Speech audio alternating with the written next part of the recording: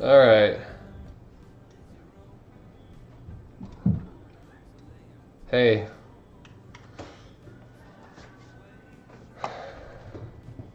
How's it going, guys?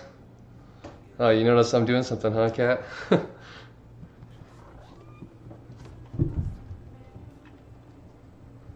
So today I'm going to be working on a chicken.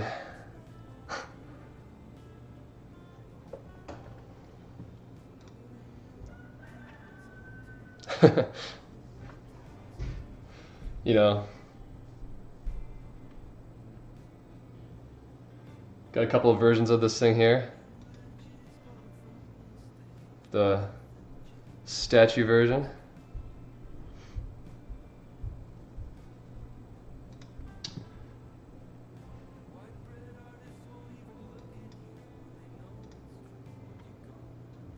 So we're just gonna keep it kind of chill today. Just do some art stream. Basically, I'll just be doing some sculpting in ZBrush and trying to answer questions if I see anything. I'm probably not going to be very good at answering questions because it's kind of hard to focus on both these things at the same time, but I'll try to do a good job of balancing.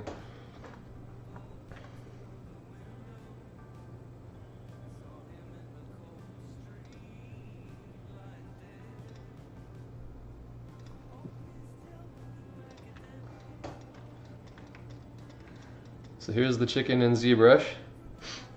Chicken kitty, yep. I've already been doing some work on this guy. Wanted to have it at a place where it wouldn't be super boring or super blobby.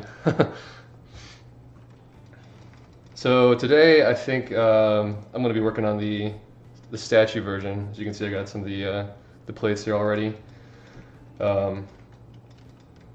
So I'm just going to finish out blocking in some of the plates. What, you thought it was going to be a monster or something? That's crazy talk.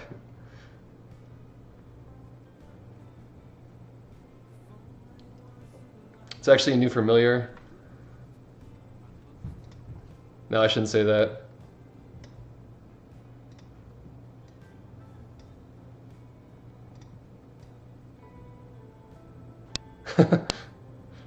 Need to make a chicken saddle for this guy.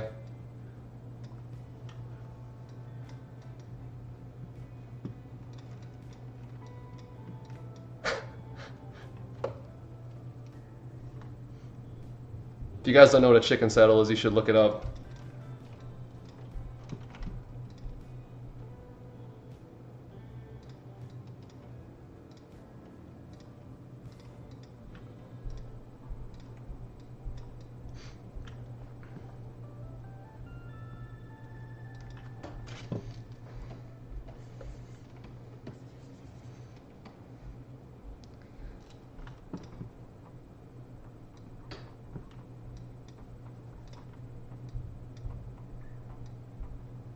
Sorry, just trying to get my desktop set up here so I can actually see my reference and do sculpting at the same time.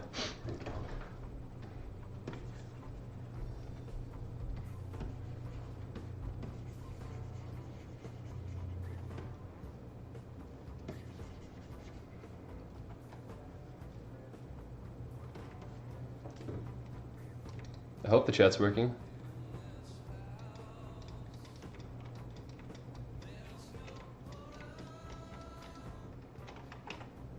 Whoops.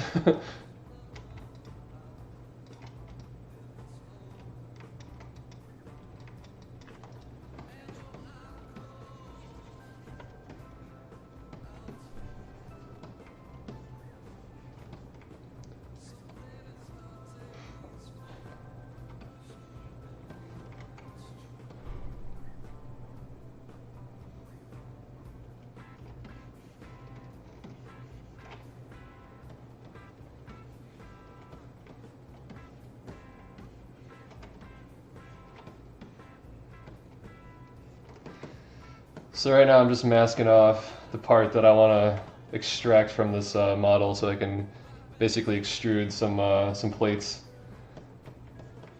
It's a nice way to kind of rough in the shapes that I want.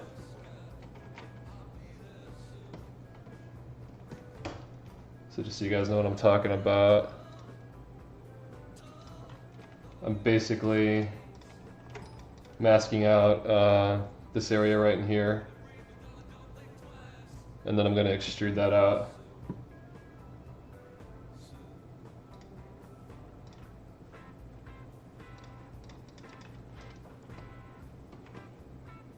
Doesn't have to be super clean at this point. It helps if it's not a total mess though.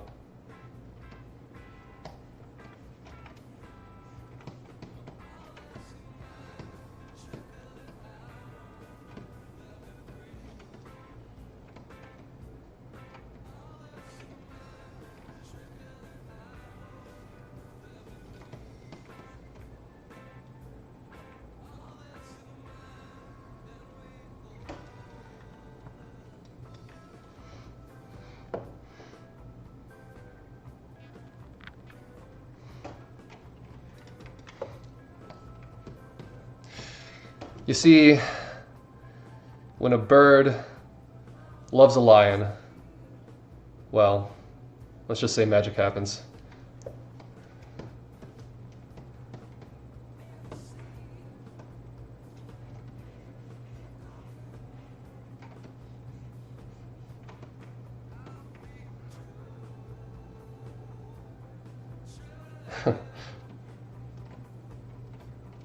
You guys ever notice that owls are like the cats of birds? I'm not sure if that's just my own private observation or if it's actually true.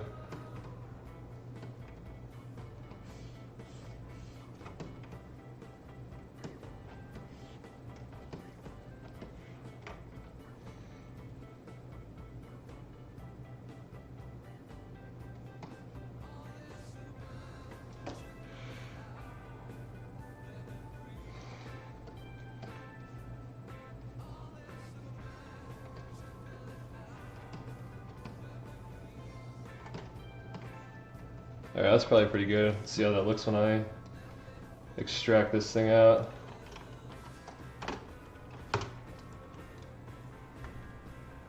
Might be a little bit much. Hi, how are you? You showing off? It's my inspiration for the cat part.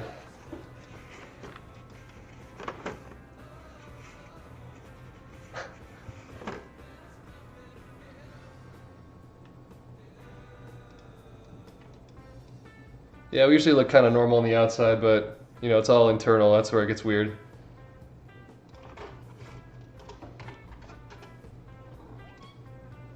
Hi. You trying to help?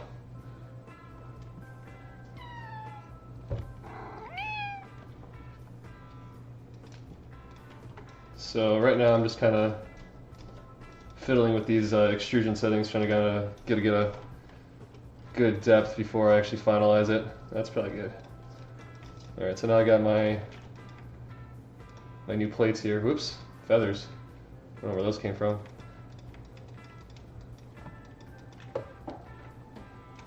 Oh, she just knows I'm doing something, so she has to, of course, stick her face in my business. I think it's just a classic universal cat trait. Maybe other cat owners can confirm this.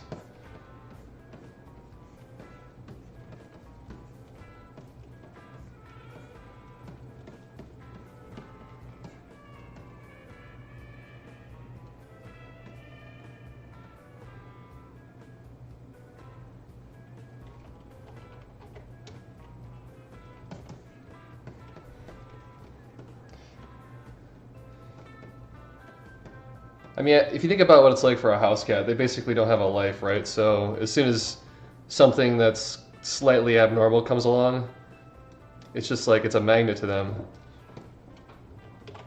I don't know if it's just because they're jerks or if because they're just super bored, but I'm gonna guess the former.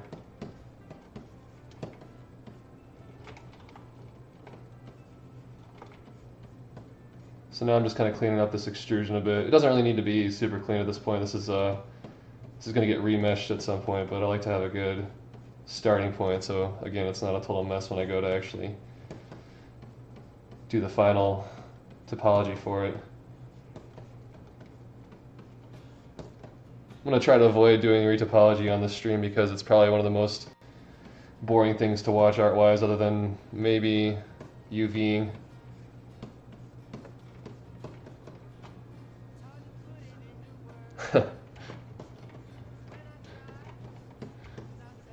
Yeah, let's just say I've gotten used to it.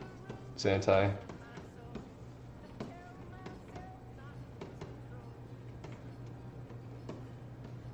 If only you knew what it was like. Being left-handed, that is. I don't know what this song is.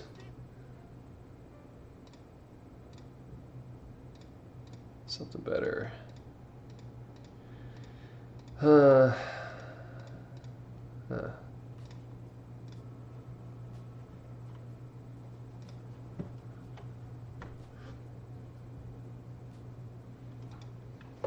Oh, we got another fellow lefty here, so you know what it's like. Do you understand why people used to beat it out of their children?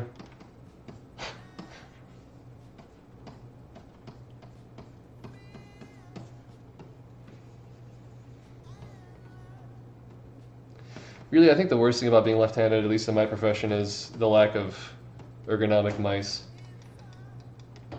I've gone through like 6 mice in the last 3 years, I think.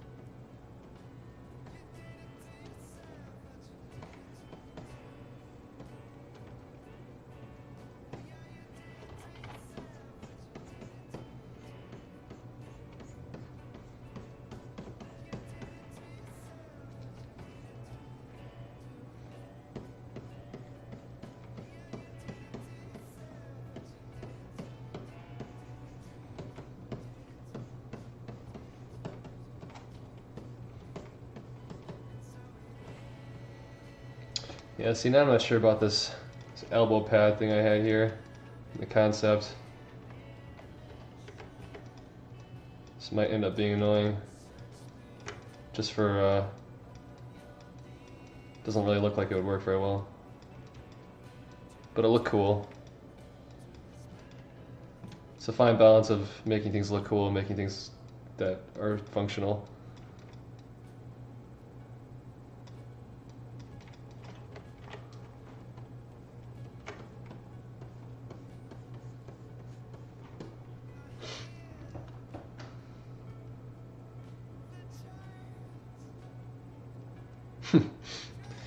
Yeah, bridge DLC. We thought about, showing a bridge sculpt, but we thought that might be a little bit too exciting for you guys to handle.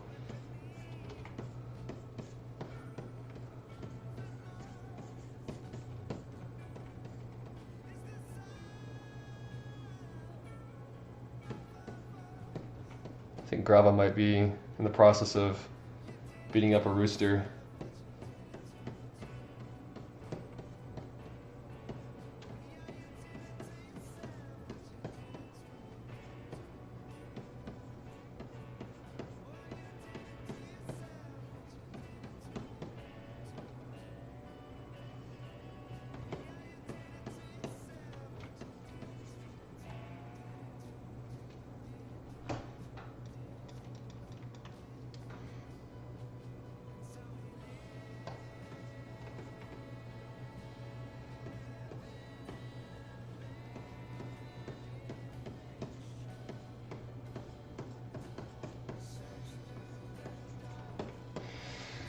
Alright, let's see if this looks okay.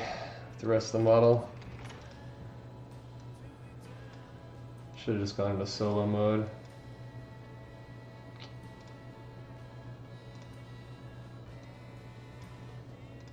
Too much stuff here. There we go. Yeah, okay. It's probably good enough for now. Figure out the back leg too.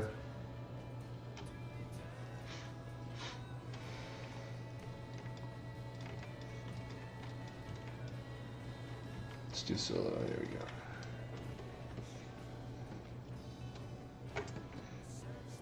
So my concept, I forgot about this claw back here.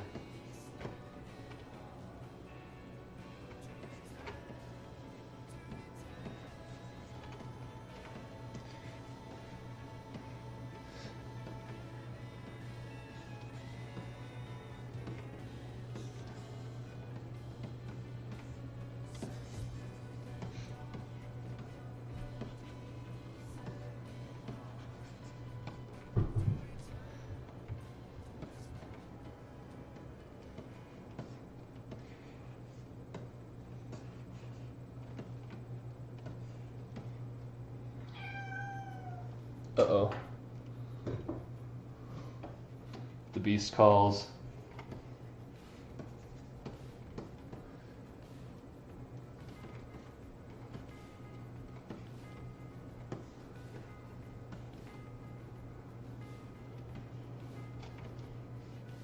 This is just a chicken NPC.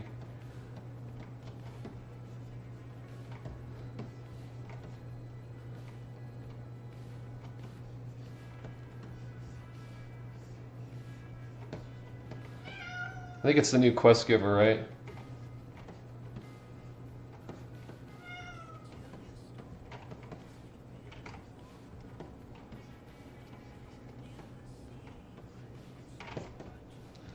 Hang on, guys. I gotta go let the cat out. Otherwise, she's gonna be yelling at us the entire stream. Yes, yes. You're not coming back in now, though.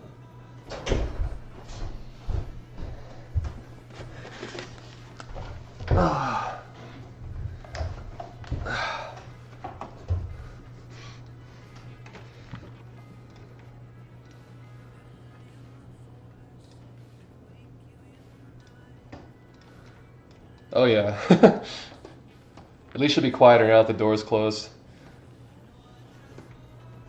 That's not a bad idea, actually. That high-pitched meow.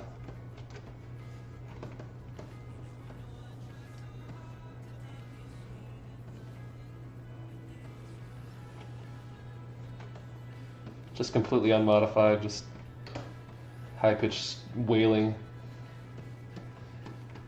Although, man, she can make some weird sounds.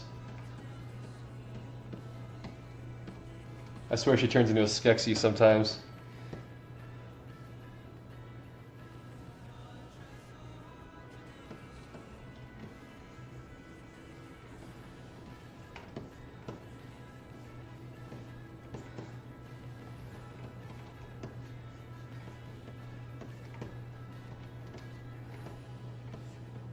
So again, I'm being a little fussy here with this mask because I don't want it to be too far off the mark. It's a lot harder to clean up once I extract it.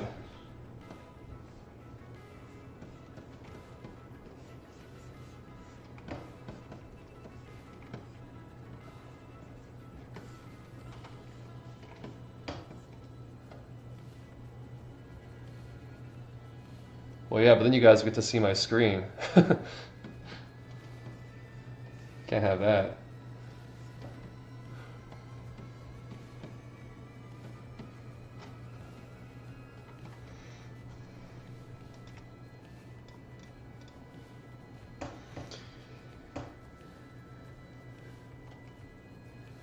Things you can unsee, if you know what I mean.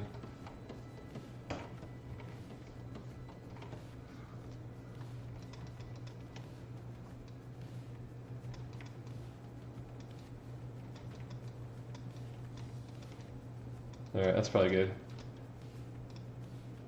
We should have about the same depth as last time. Ooh, looks like some fun stuff is happening in here. Nice. Good job, ZBrush. Alright, I might just need some cleanup on the mask.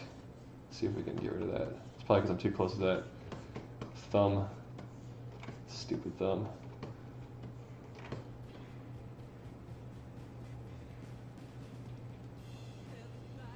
Mask got a little bit blurry in here too. Might be why. Yeah, that looks better. What? Won't let me do it. Alright, maybe it's because I'm in solo mode. Oh, there we go. I think I just made like 5 of these. Yep, there we go. Let's get rid of one of them.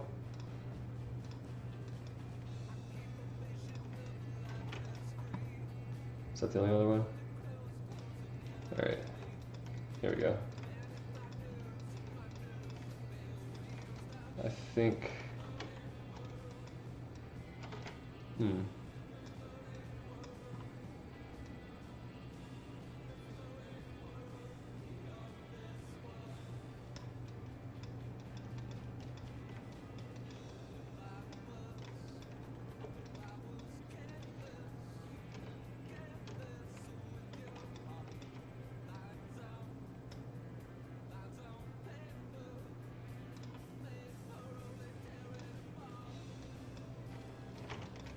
So right there, I forgot to mirror my sculpt on that tool, so I just had to do a quick mirror again.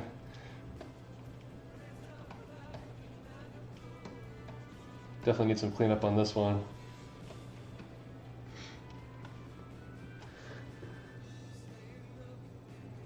Oh yeah, sorry, this is ZBrush. This is where we do most of the high-res sculpting. As you can see, there's a 3.2 million polygons active here, which would make just about any other program cry. It's actually, I think, 6,000 triangles, because I don't think ZBrush counts triangles, and polygons are 2 triangles each, if you guys care. For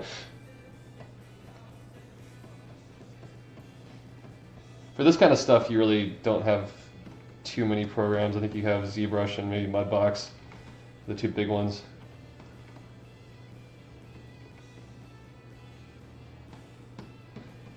It is kind of a fine balance of wanting to add tons of detail to a monster and knowing that half of it's not even going to show up once you make the textures for it. So it's a fine balance of, you know, knowing when enough is enough versus making sure it doesn't look like crap. It's a little easy to get carried away in the details, though.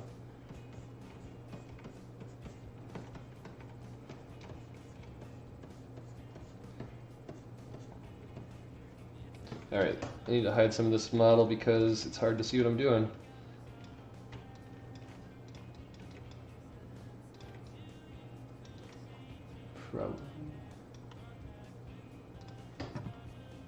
Skip this song.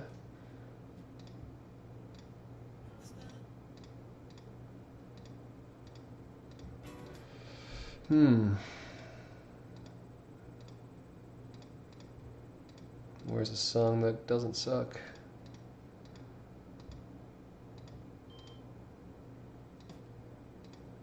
Come on. Doing one of these radio playlists right now, and geez, there's a lot of stuff on here I don't care about.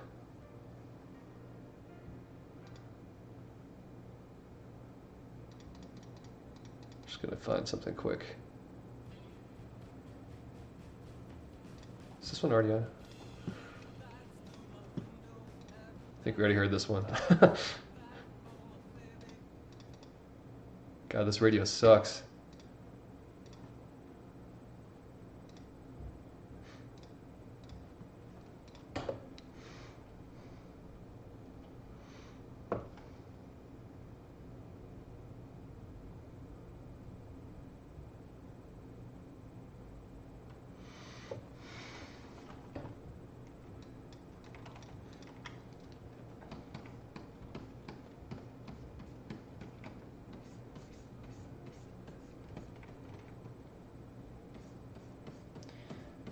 Yeah, ZBrush is probably my favorite. I haven't really done much in MudBrush, but the time that I did use it, I found it to be, at the time, it was not as intuitive as ZBrush. And I'm sure it's gotten better now. I haven't used it for quite a while.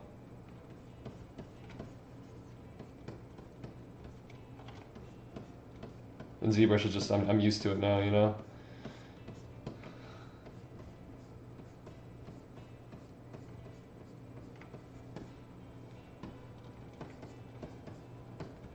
try to load this model in Max, so it'd probably crash my computer.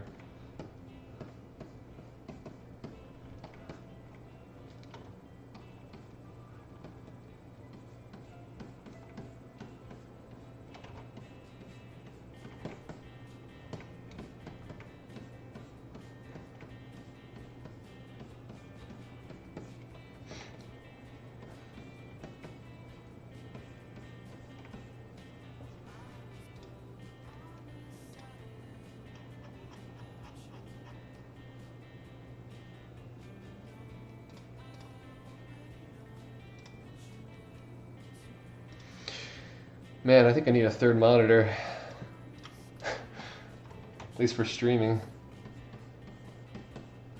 There's too many windows to keep track of here.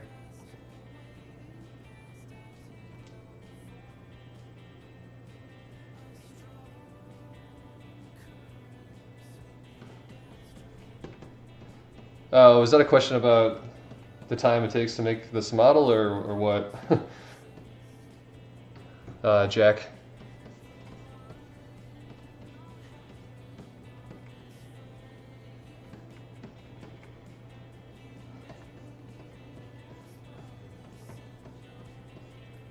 Depends on the model.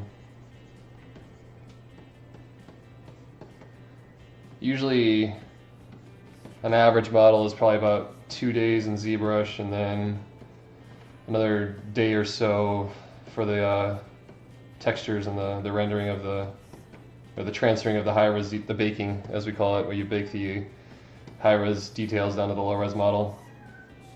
Some models are a little more complicated.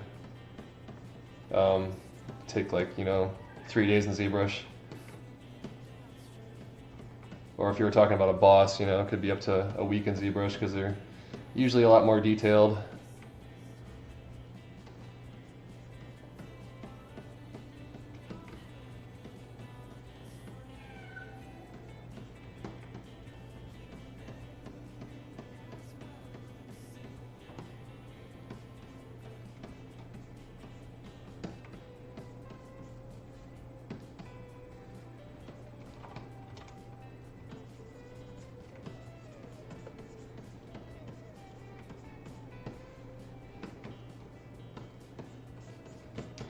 So one thing that I would love to have in ZBrush would be the ability to have like a small window in addition to the main screen, so I could see the model from a different angle as I'm sculpting on it, because it's, as it is now, you have to kind of constantly rotate around to see what you're doing. And those wings keep getting in my face. Get those things out of here.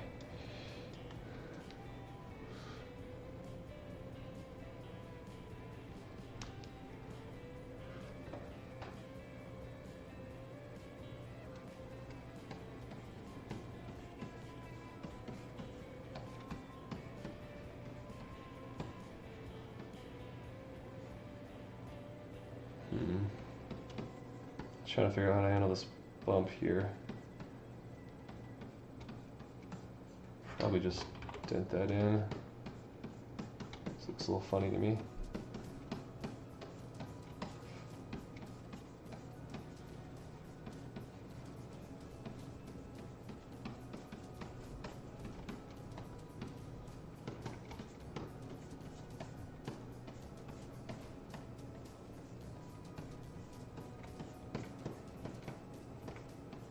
Maybe like that.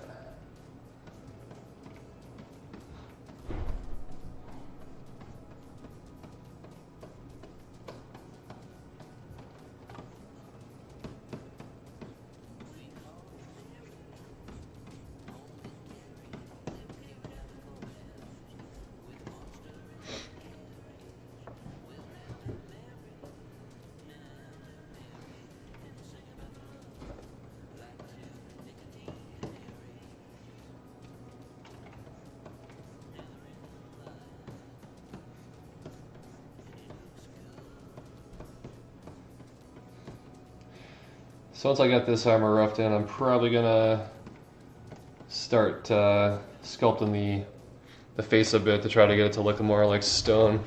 So right now it's a little bit naturalistic.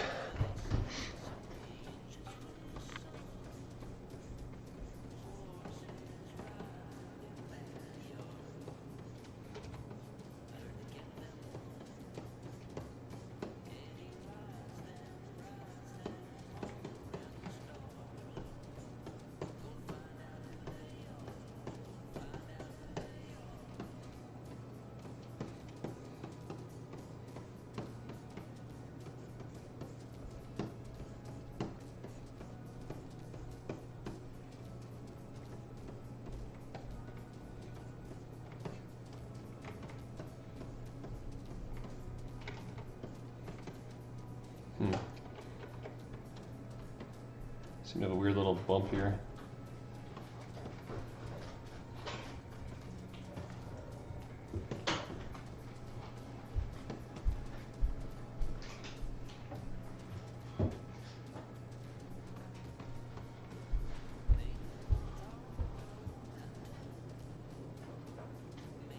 So you're saying that any stone statue is a gargoyle?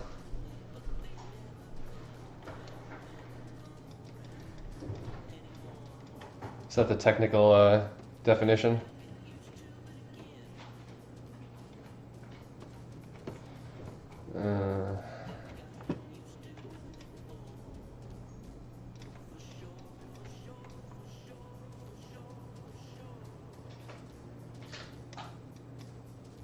If I can click this here.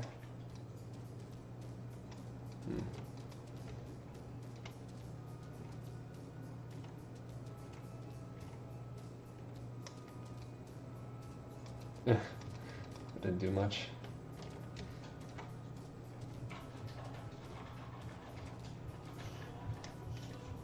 There we go. Just the extrude on that was kind of at a funky angle.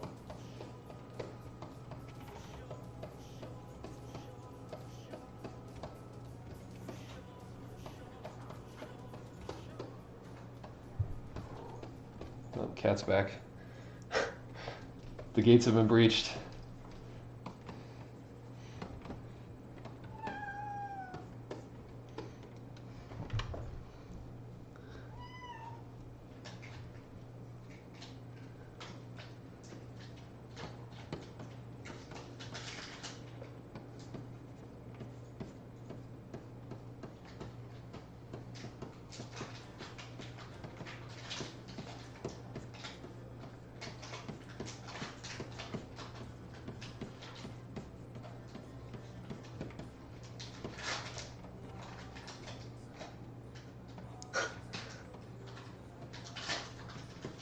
You guys want a cat?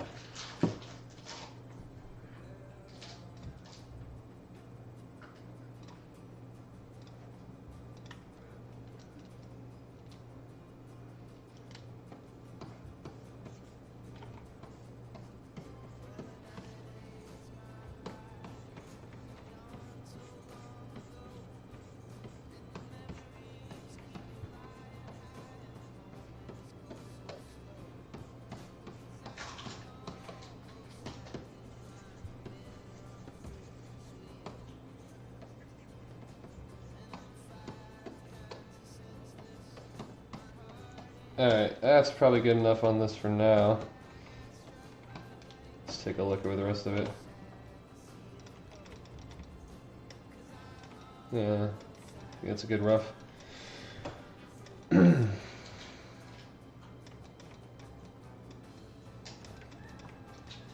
So let's carve some stone onto this guy's face. First thing we gotta do is duplicate it. I am making a chicken.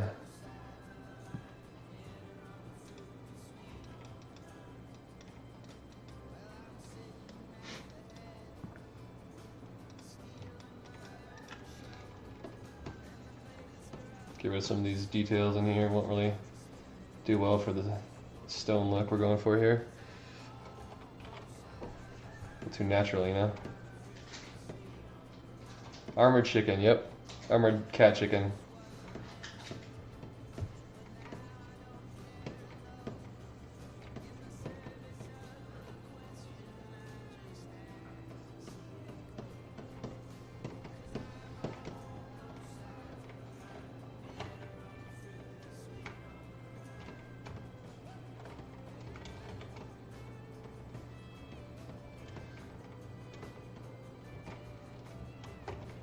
Oops, what did I just do there? These ears are a little shorter too. I don't think that would make much sense for stone, you know? Just break right off. Gotta keep it realistic, guys.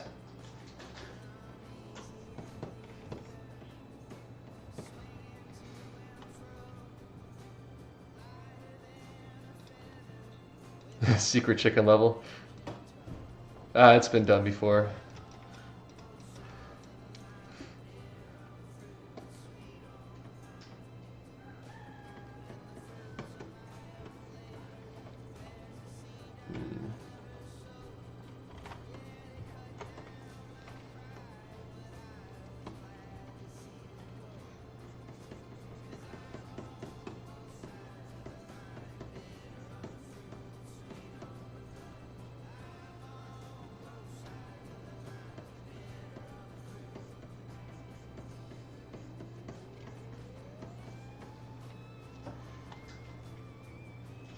So just so you guys can see what I'm working on here, giving a reminder.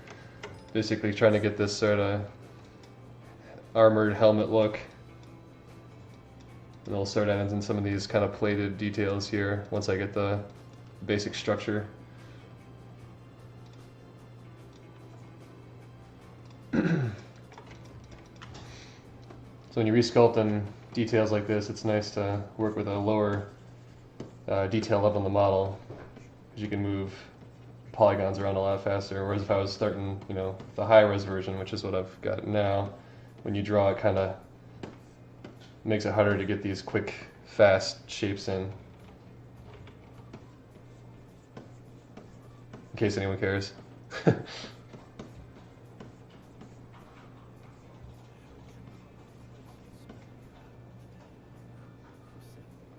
Well, thanks. Glad you like it. Hopefully the model looks cool too.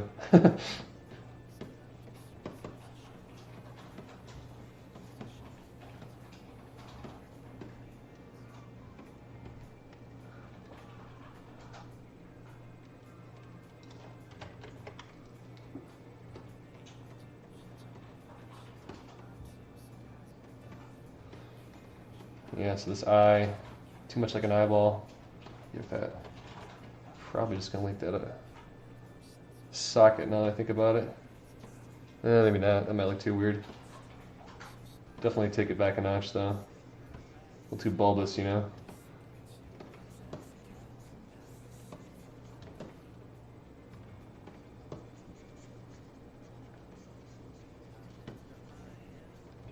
Smooth things out a little bit. More neutral. Start chiseling away on this stuff. So one of the things I need to do here is define this jawbone a little bit more. Statue, it's a little bit more chiseled. Get that superhero jaw, you know? Maybe we should give him a cleft chin. What do you think?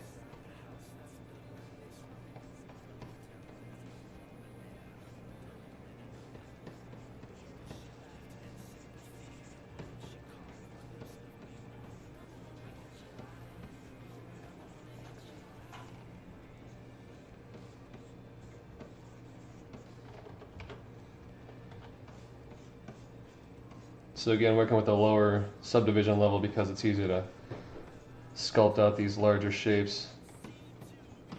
And then once I get the basic shape, I'll go back to the higher level and refine it a bit more.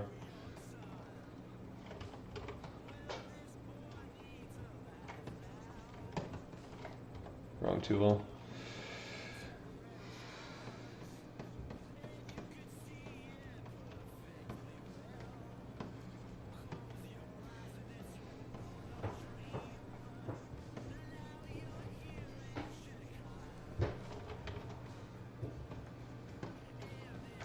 If you got ZBrush way back in the day, it was pretty cheap, but it's a bit more now. I think it's like $800 for the professional version now.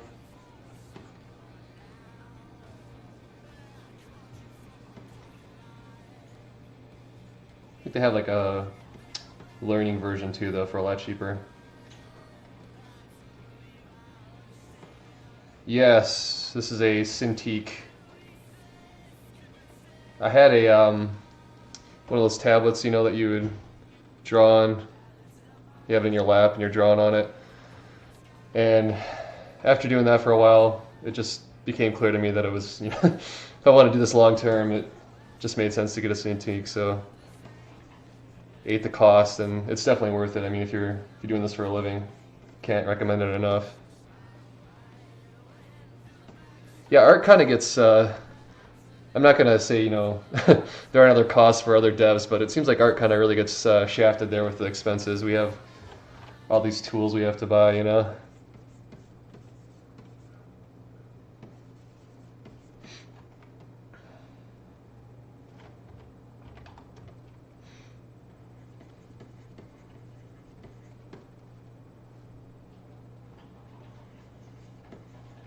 I think Xantai has like one copy of Excel or something.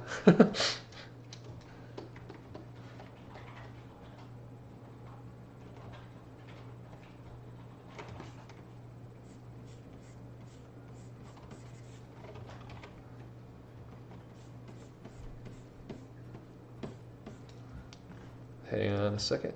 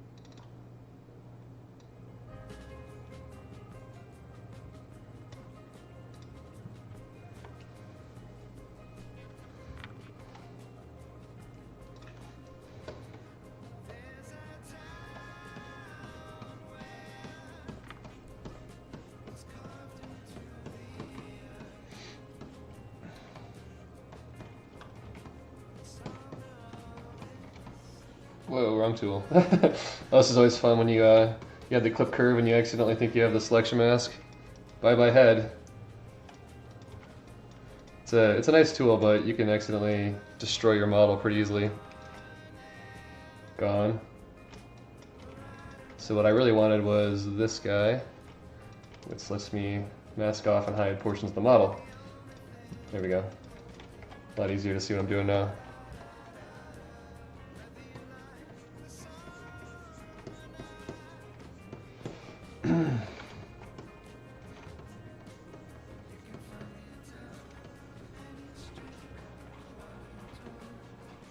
You know, that is actually one of the best suggestions I've had so far.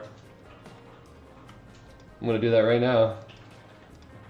I usually am pretty good about it, but since I'm doing this stream, it's kind of distracting. Alright, saved. Thanks for the reminder. Yeah, I cut off his head, but it's not really gone. You just have to go like that and it's back, see? Or you can do that, and now he's really headless.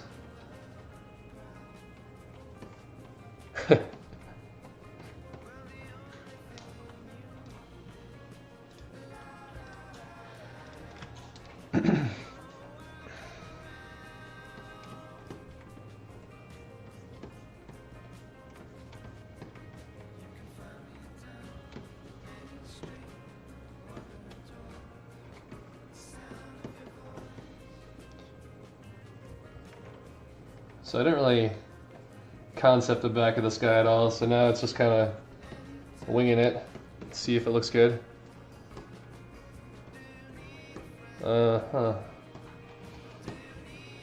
Just trying to figure out how I'm going to handle this. Maybe I'll do some kind of plate coming down here. Need some work.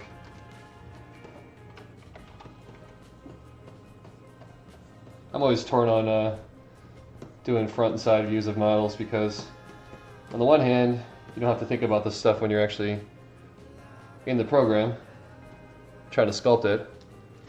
But on the other hand, you're spending more time making a concept, so it's kind of how confident do you feel in winging it. The best thing about ZBrush is when you go to save and it corrupts the file that you're trying to save and crashes. So not only did it destroy your file, there's no way of saving it again because the programs crash. And that has definitely happened on more than one occasion.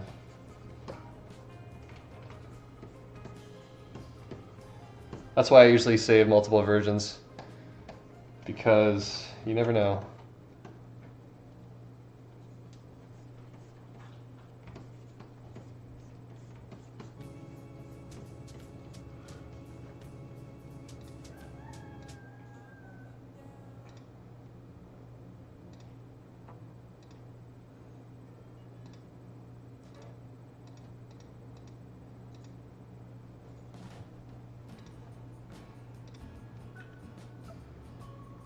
Yeah, sure, just a sec.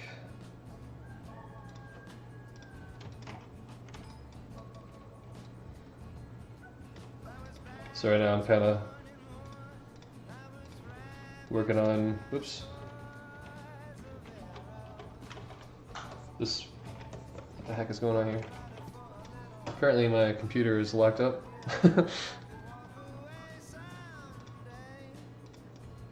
Huh, interesting. No, we'll come back to that later.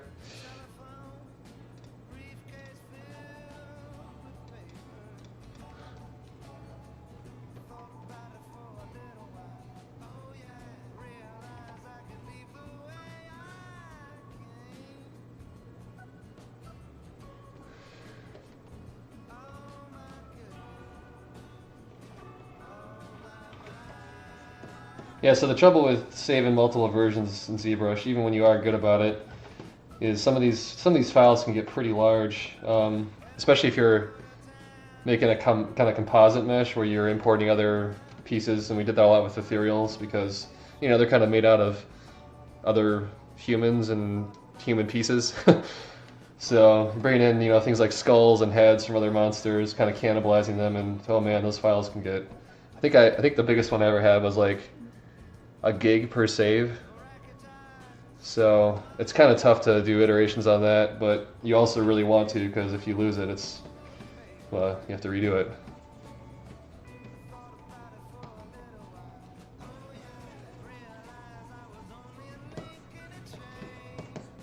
Still not sure I'm crazy about this, but it's also the back of the head, so might come back to that later.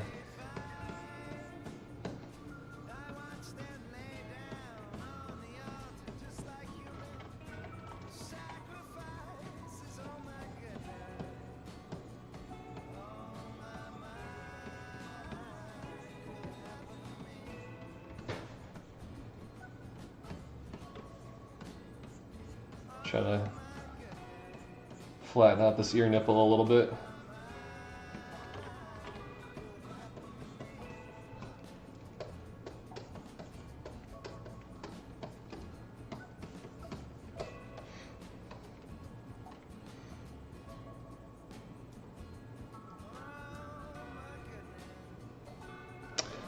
I missed some questions here.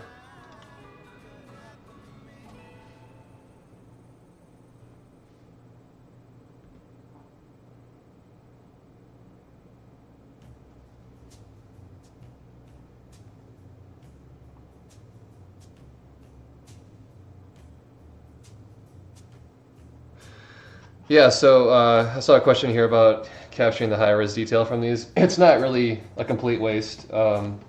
Basically, when you make this high-res model, you do something called a bake, where you bake or you project basically the high-res details from the high-res model onto the low-res game model. And specifically the normals, that's the big one. The normal map basically tells the game lighting engine how to look at the model so it looks like it's still a high-res model, but you have the performance of a low-res model. And I mean, a lot of the newer games that are even fancier where they actually have real-time displacement, so you're actually getting the high-res model in game, only when you're close to it though. You don't have any of that fancy sorcery though. Just normal maps.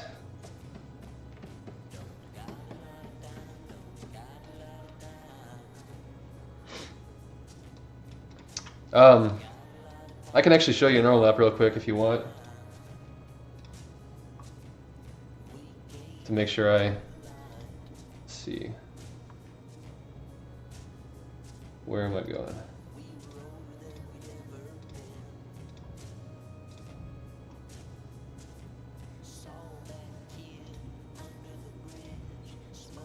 Sorry, just a second. It's gonna look like a pretty confusing mess, but that's how normal maps look. Alright, let me switch over to Photoshop again. Alright, so this is a normal map. Kind of confusing, I bet. basically you have RGB colors, red, green, and blue, and depending on the intensity of those three different hues, it tells the lighting engine how to calculate the relative light or darkness on the model.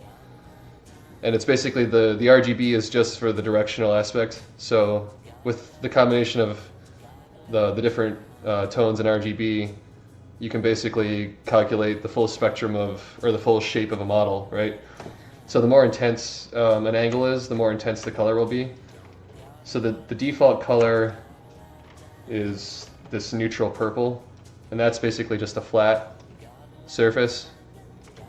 But if you get into like really hard angles, where like say I carve a really deep crevice or something, you'll get these more intense kind of greens and blues and stuff. Actually, just thought of something, so I help illustrate a little better. Go back to ZBrush. So there's a shader you can use in ZBrush that emulates normal maps, and it might kind of help visualize what I'm talking about a bit more. This isn't exactly accurate because it's doing it on screen space, but if you pretended this griffin, chicken. I don't know what I'm thinking here. If you pretend this chicken here is a flat texture, basically you're kind of seeing what I'm talking about here. So the angles that are directly facing the screen, or directly facing me, are going to be more of a neutral purple, but then the angles that are more obtuse and facing away from you are going to change different colors. Anyway, hope that helps a little bit. It's kind of hard to sculpt in this mode, as you can probably imagine. It's sort of like LSD mode.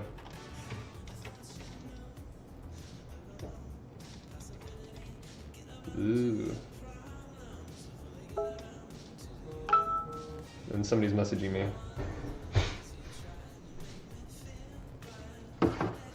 Thanks.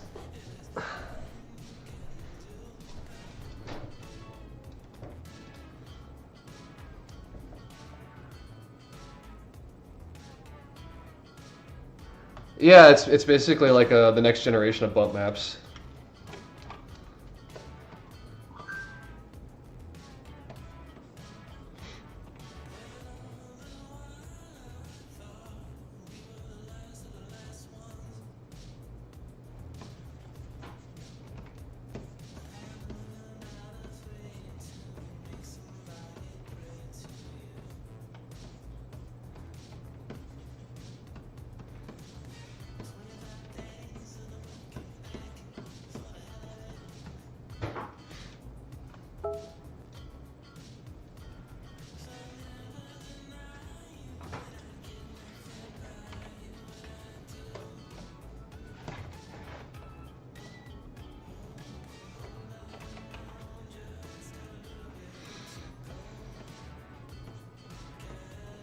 Get some more cheekbone action on this guy.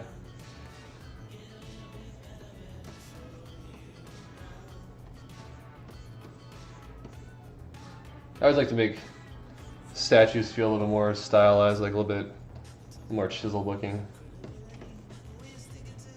I think it helps emphasize the stone look, you know.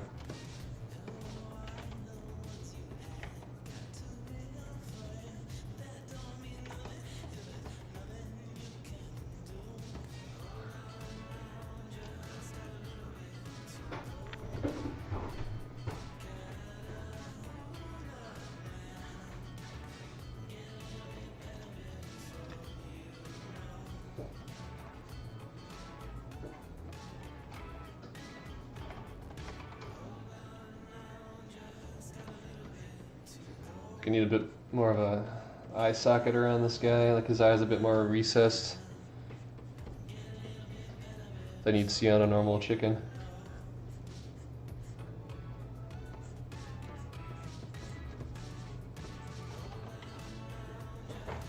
Whoa.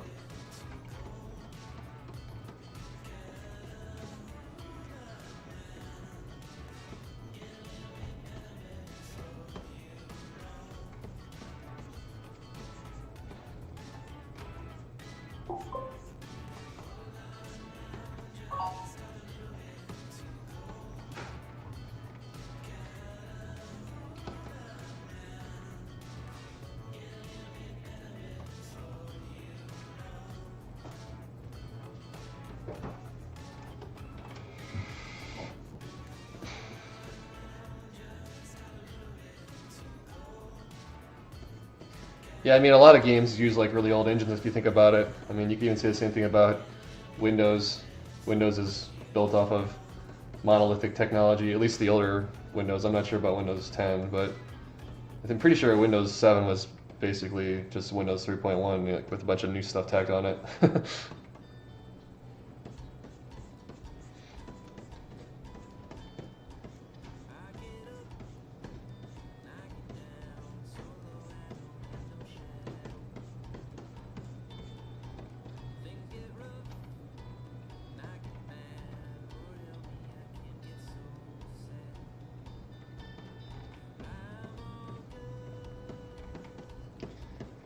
That is the trick, though, is keeping engines up to date with current technology.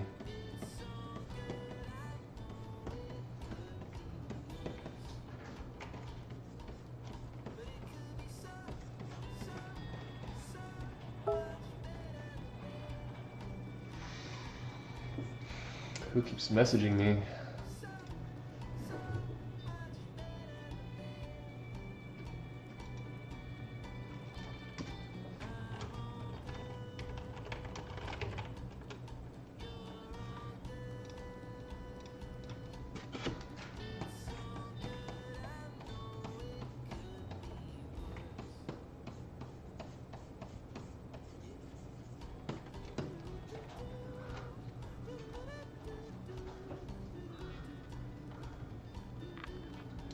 Yeah, there's a few chickens out there.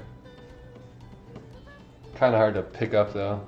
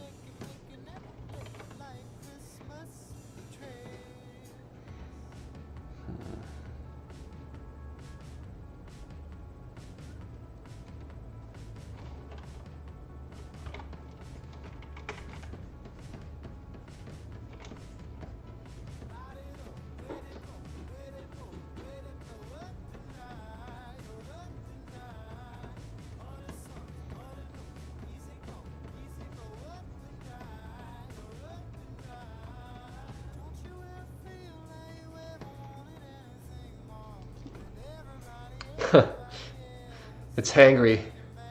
The facial expression is whenever when you're modeling something like this, you usually try to pick kind of a average, I guess, of extremes, because if it's going to be a model that has like any animation whatsoever, you don't want to pick something where the mouth is closed, because then it's really hard for a rigger to get in there.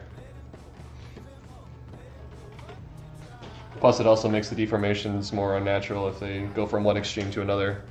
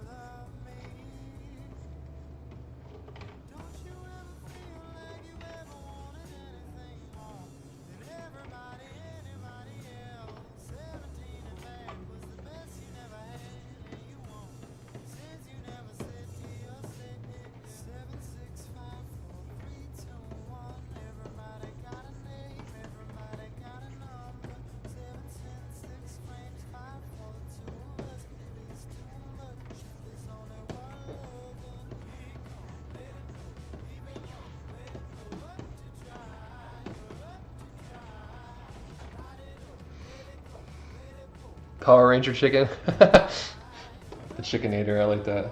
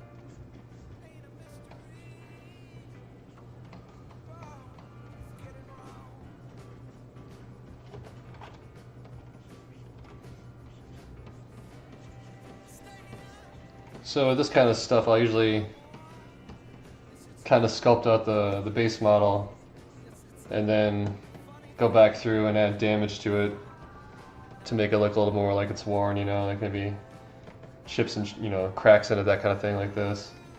But again, I usually kind of save that for later because it's, well, it's, for lack of a better term, it's a destructive technique. And it's hard to go back from that, so I'll usually finish the model and then save out a version of that, you know, before I do any of that, in case I want the cleaner version for whatever reason. You never know.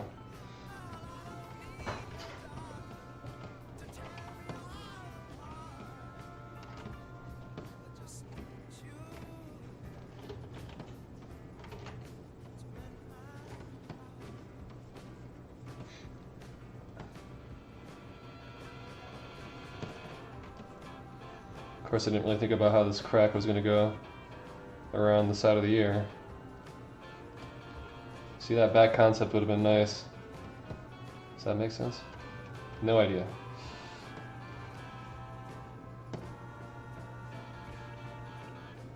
Yeah, sure. It's the back of the ear.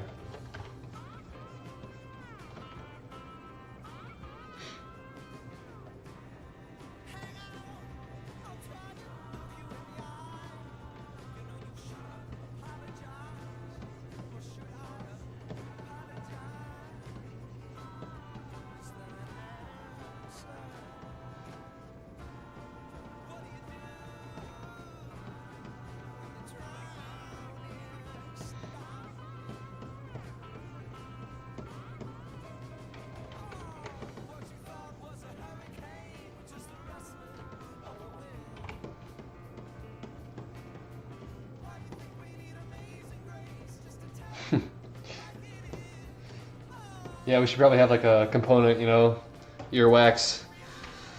I'm sure Zantai can get on that. A rare drop. Chicken earwax. Or even better, stone chicken earwax.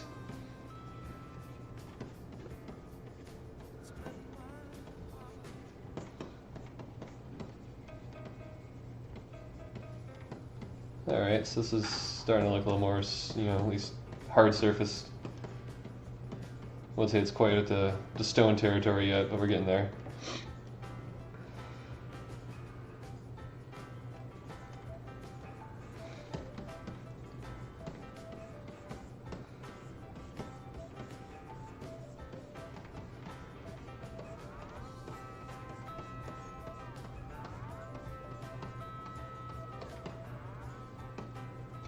Probably need to do something about this tongue at some point, but might leave it for now.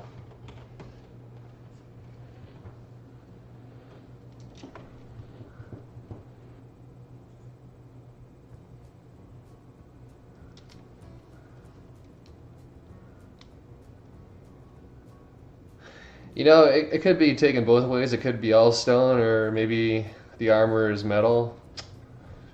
You know, it's hard to say.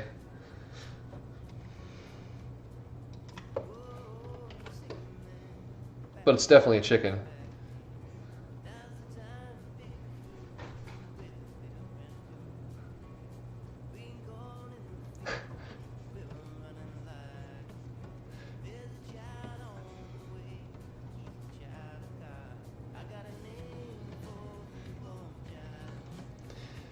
Hey, it's better than harvesting their oil gland.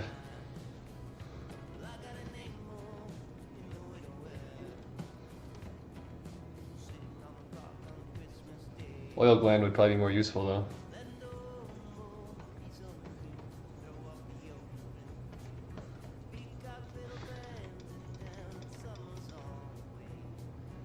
What do I do with my armor?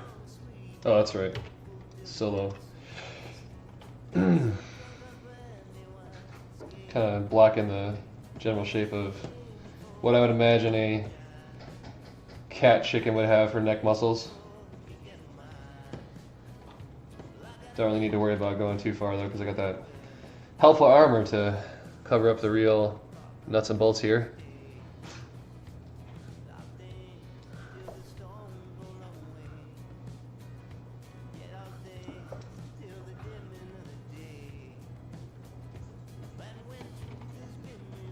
Yeah, this is battle ready chicken stuff right here, you know. Chickens are pretty nasty. Roosters will mess you up. Not as bad as geese though. She really made a cat goose. That would have been scary.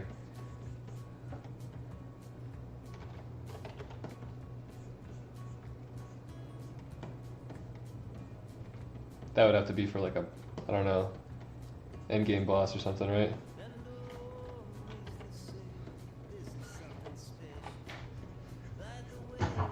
Oh, look at me, I'm adding damage by accident. Sometimes I just forget what I'm doing and start adding little bits here. Gotta stay away from that detailed stuff.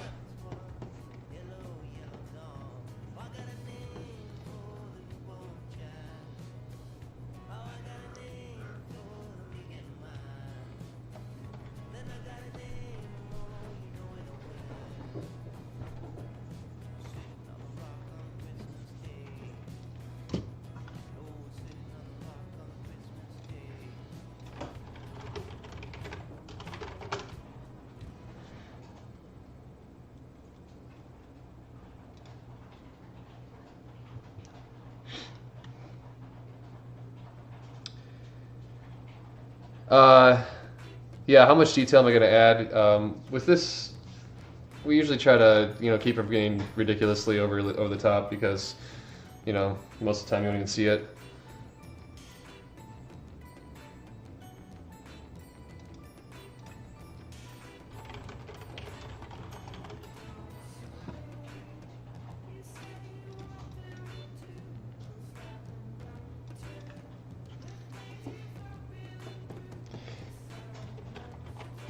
That is one of the nice things about making models, for the GDE engine is that you don't have to worry about, modeling every pore on a model.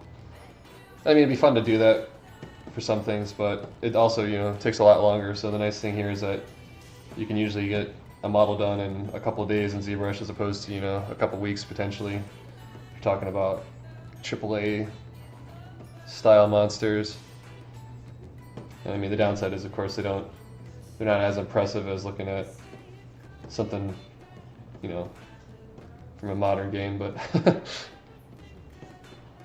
we try to shoot for good enough.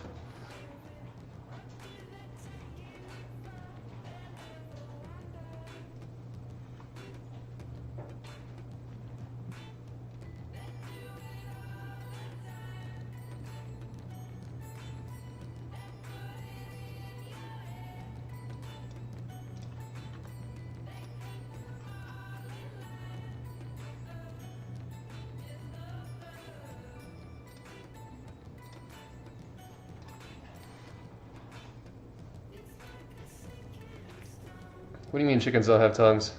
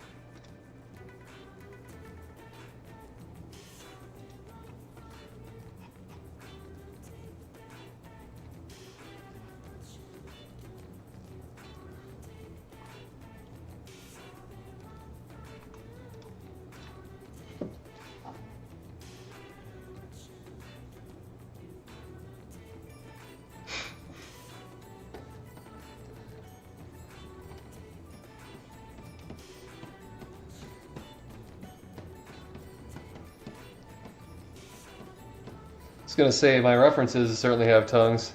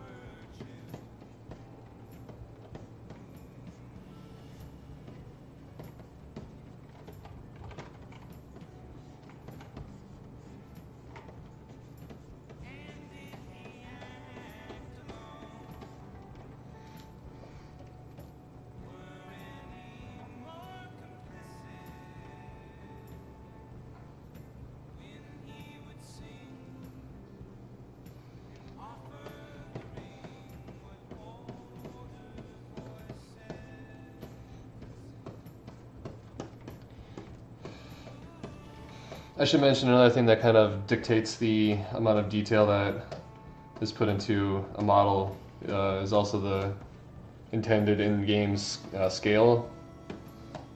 If we're dealing with something that's just the size of a player character, then you can get away with a lot more. But if you're talking about something that's a statue that could be quite huge potentially, then you want to make sure you don't skimp too much. Chicken tongue confirmed. All right, I'm not crazy.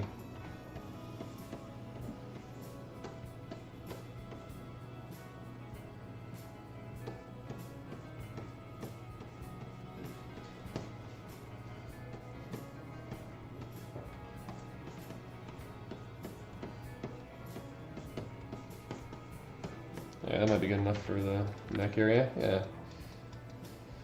So I've kind of shied away from the top of the head because what I'll do when I make a concept is I like to keep it loose so I don't get too caught up in the details, but as a result, that kind of leaves a little to the imagination when it comes time to actually adding in details. So as you can see here, I have this design here, which is quite easy to make out, right? Piece of cake. So now I get to figure out what the hell that's supposed to be.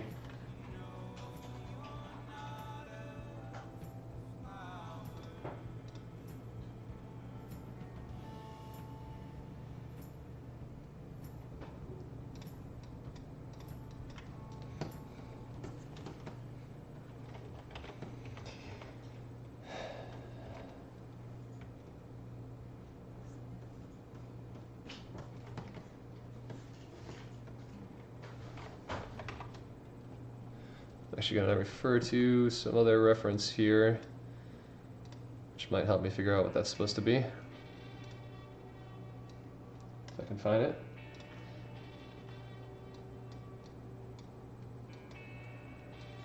All right.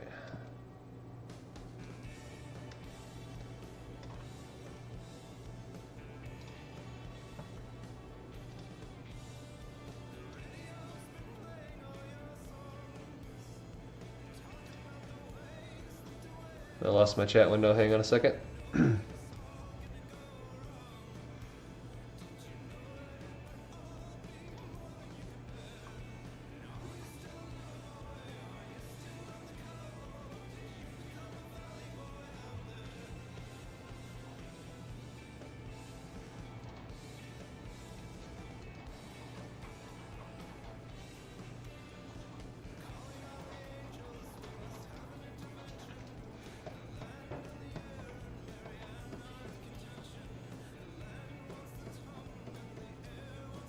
All right, found something that might help here.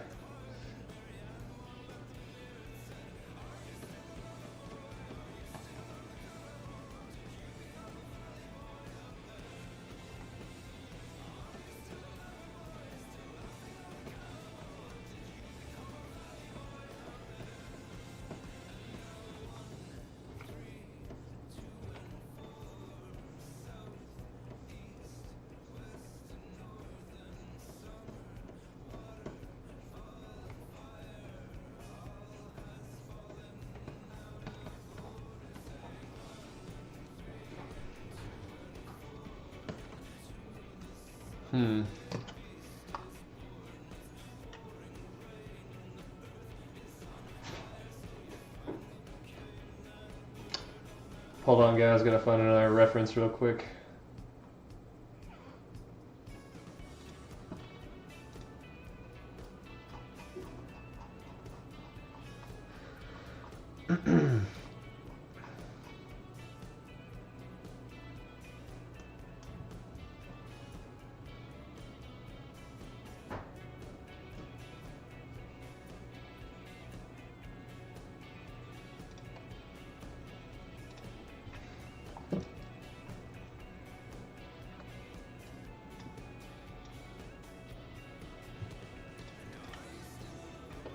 Oh, you can tell it's a flower, huh?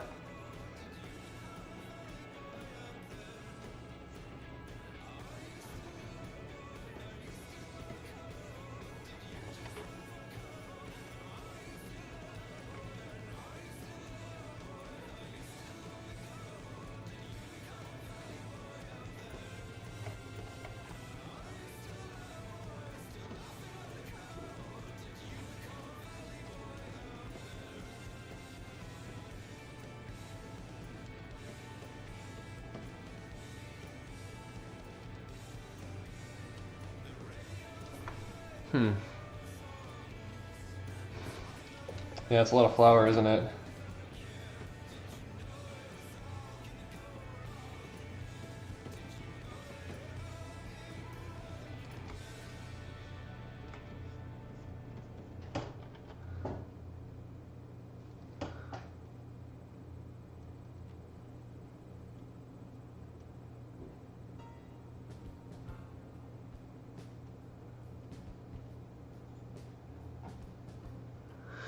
Yeah, that's one of those instances where when I draw a concept, I don't always think about reality. And when I was making the model, I realized that having a beak that kind of points, together like that doesn't really work in real life. So I changed the bottom one so it can actually close properly. I mean, it's one of those details where I probably could have gotten away with it and it wouldn't have mattered. But I did. Yeah, I'll just add a hole in the bottom of its top beak for the bottom beak to poke through.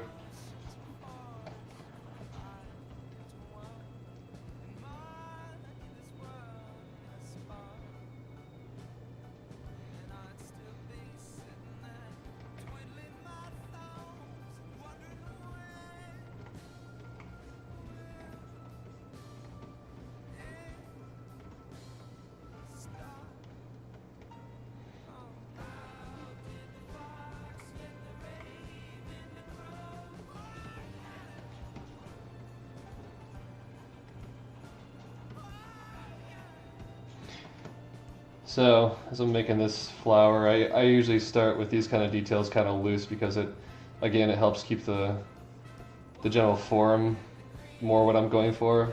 If I work on the high res stuff too quickly, it becomes difficult to build up the mass and the structure. So this is just a nice way to kind of slowly add in and, oops, wrong way. Did it again.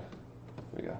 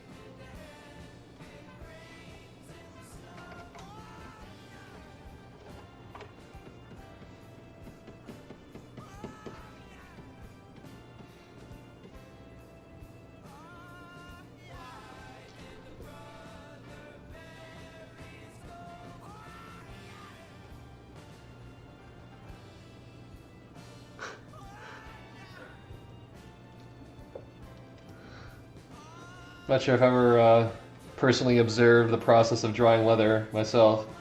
I can't speak for all of the artists here, though.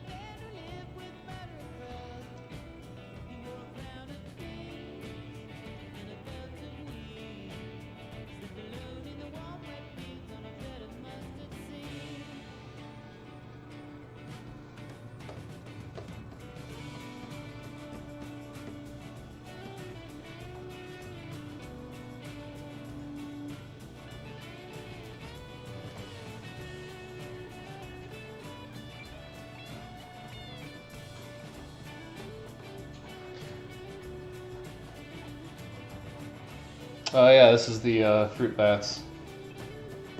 Love their stuff.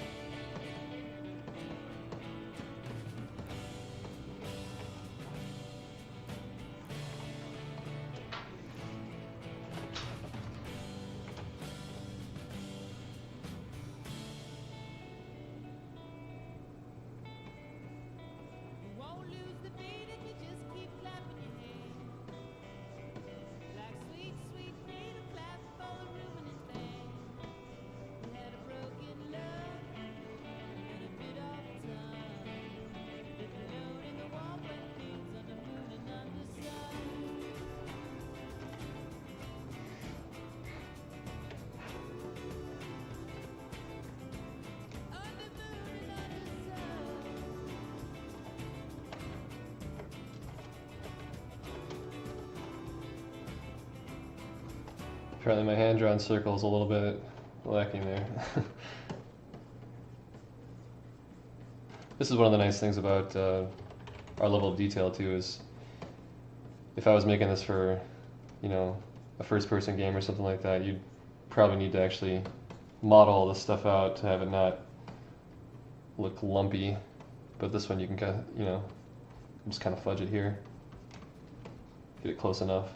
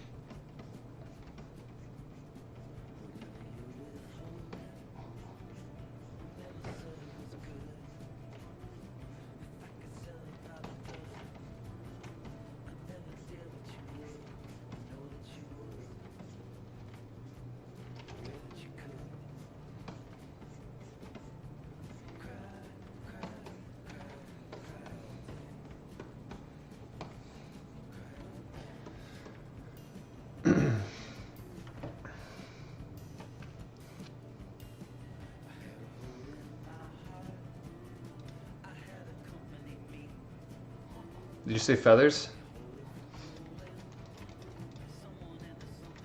You know, the statue doesn't really have feathers, but that doesn't mean there aren't feathers.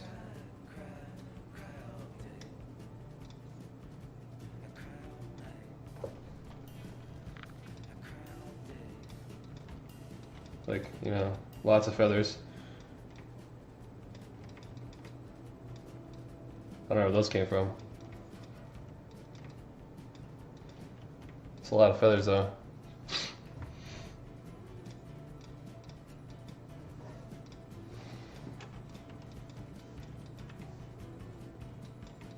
Butt feathers.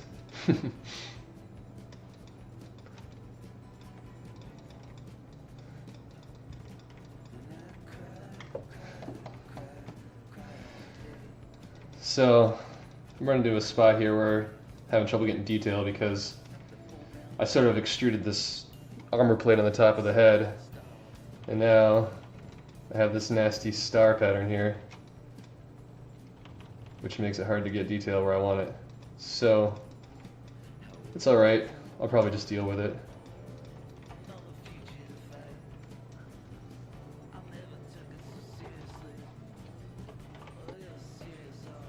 No, I just sculpted out the feather model to help me visualize what, you know, a real chicken would look like, so I could translate it into the statue.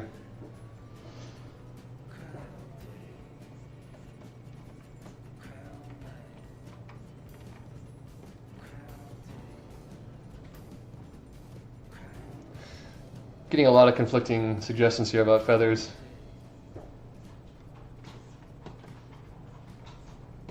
Now I'm not sure what to do. Tentacles are always welcome. Let's give him some tentacles right now. Probably just turn one of these claws into a tentacle. There we go. That's looking better already.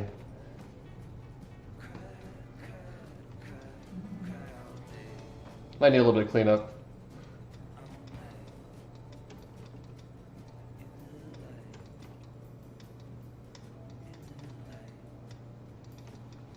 I'm not even sure what these are now. It's just sprouting tentacles everywhere. Tentacle horns. Perfect. Alright guys, it's done.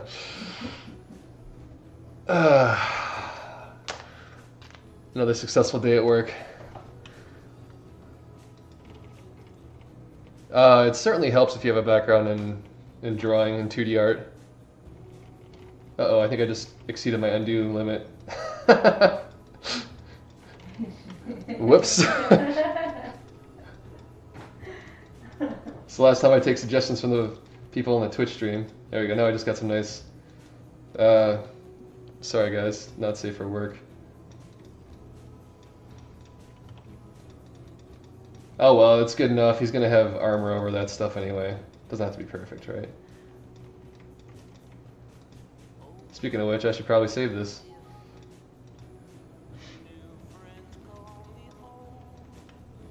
It's a she chicken now.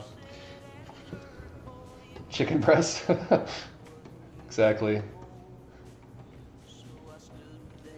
So the problem with that is the higher res the model is, the less undos you have available, and I think it's sort of based on your relative available memory. So usually I have about 30 or so undos, but apparently this model's gotten complicated enough that I only had about 6 or 10, which is less than I was expecting.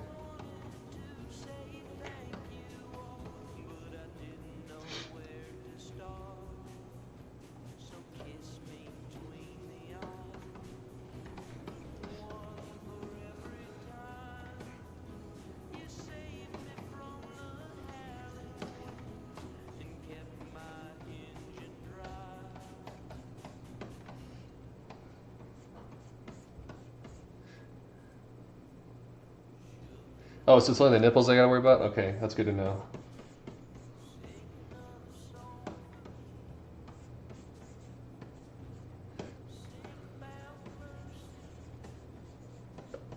Demasked, I'm pretty sure there is a way to increase your undo threshold, but I do believe it's still dynamic. I could be wrong. Oh, no, I only have it set to 4 for some reason. So I could just be an idiot. I'm not sure if that's 4 undo states though, or just like 4 in a relative weird ambiguous out of 10 being 100%.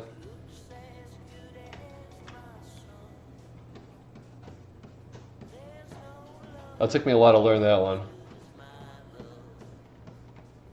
It's basically, I want it to be perfect, but I know it doesn't have to be perfect, and I have to constantly remind myself of that.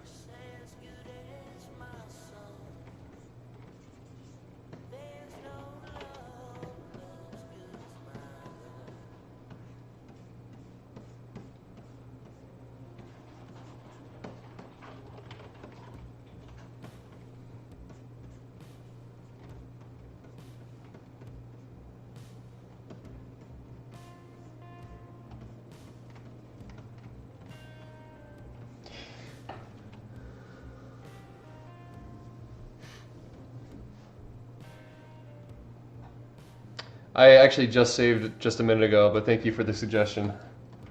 I guess you probably couldn't see it because the stream only shows the active window, not the secondary windows.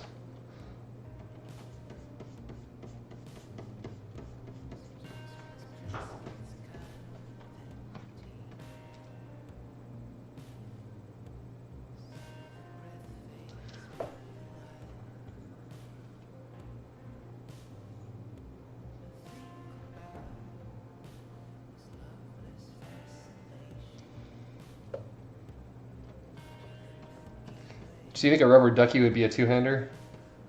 I think it would have to be a two-hander, right? It just wouldn't have enough impact.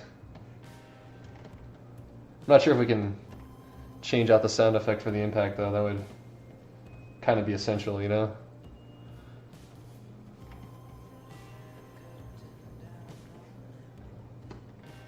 Yeah. Rubber ducky two-hander. Flapping all over the place.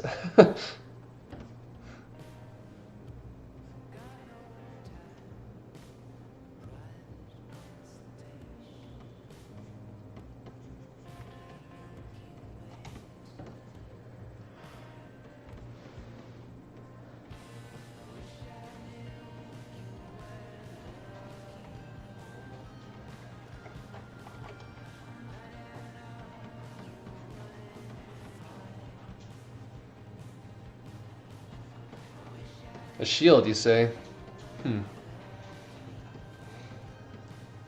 Interesting.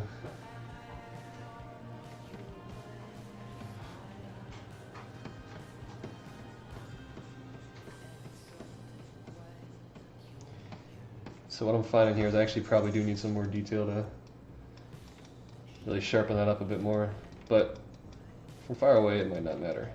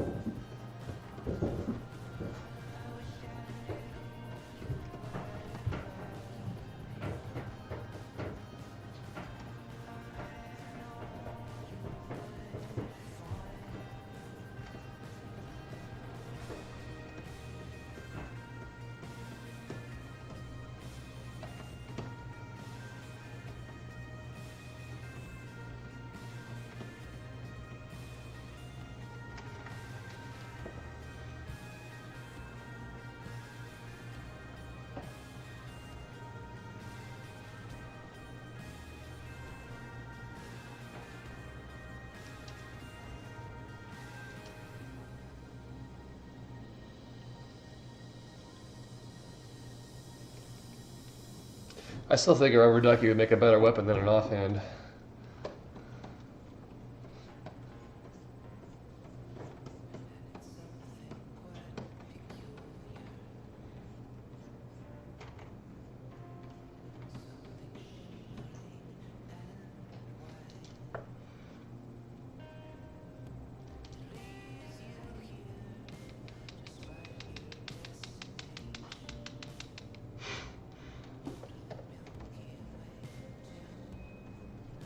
Yeah, we definitely need some death laser gem tech.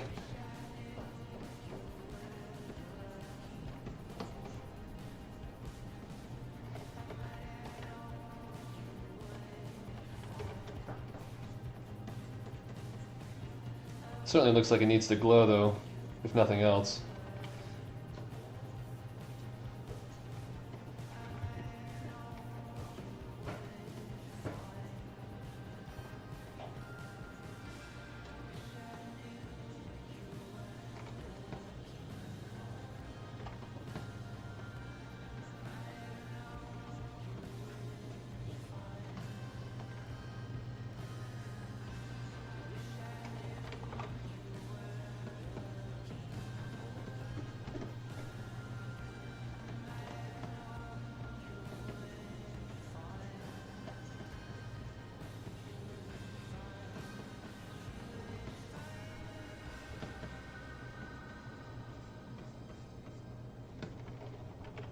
Yeah, stupid spot right here.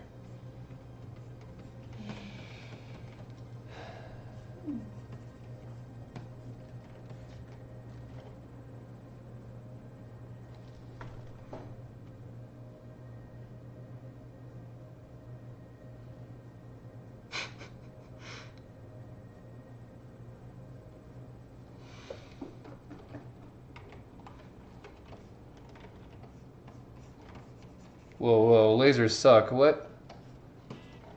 In what context? So that's a pretty bold statement.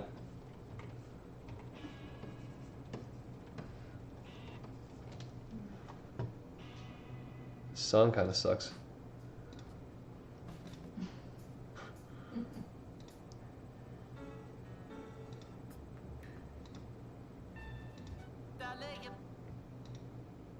Or maybe it's just this radio station that sucks.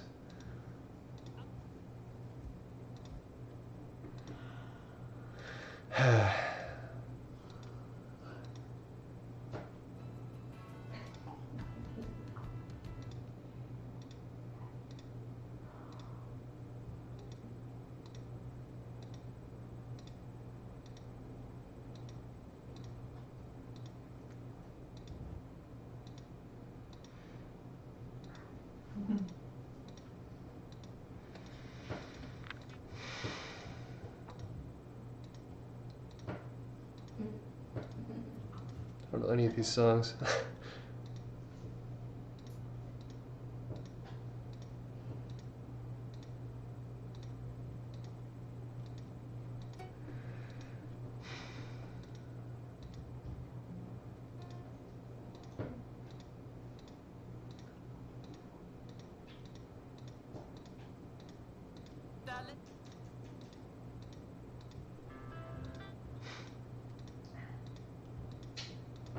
I used up this radio station.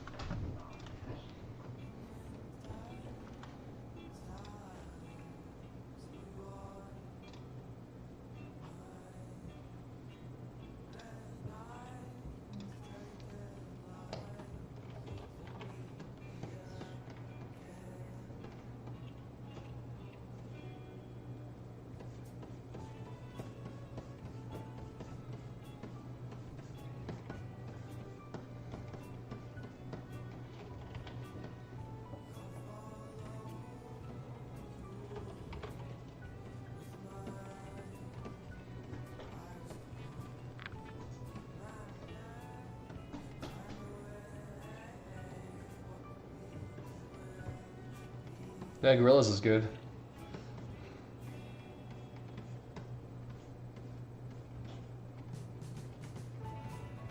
I listened to a lot of Gorillas back in the day. Demon Days. Demon Days was awesome.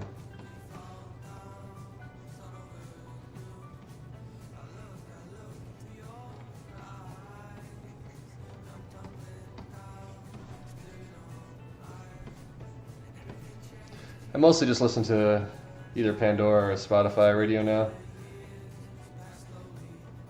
I gotta say though, I have not been impressed with Spotify radio so far.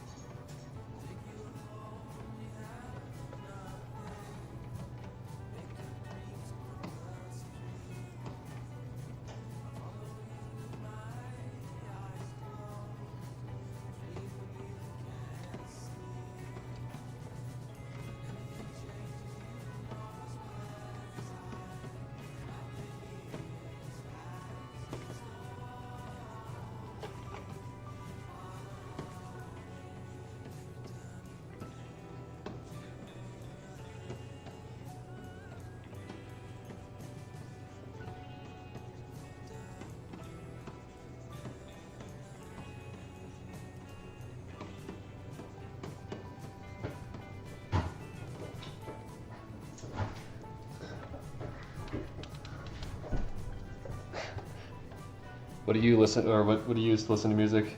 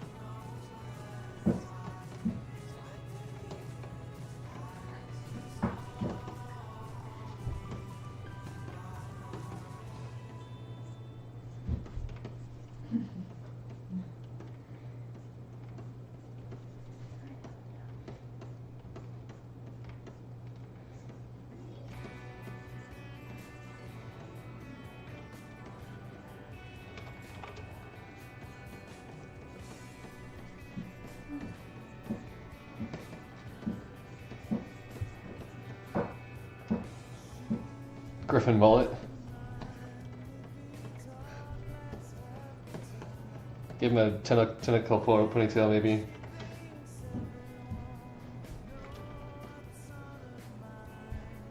There we go. It's actually not too bad. It's kind of cool.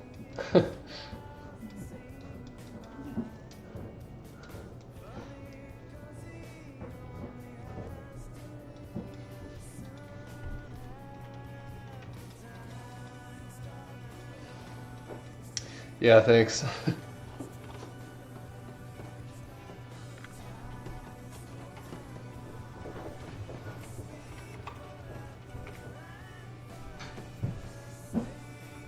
Maybe I'll save it too.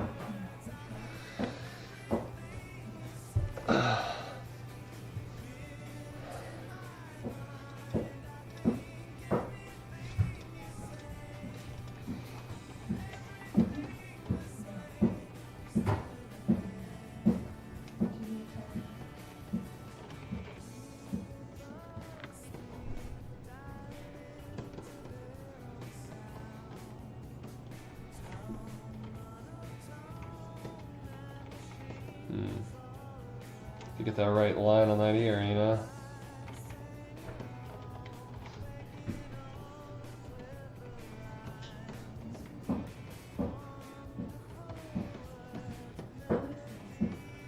Yeah, probably a little bit more boring than average too.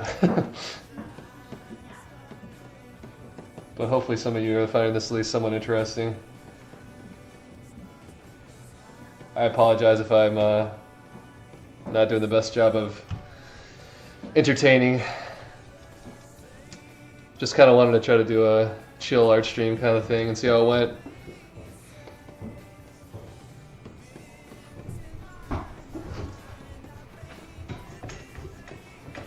Hi. A wild dog just attacked me. Yeah, I mean, having a boring personality certainly doesn't help.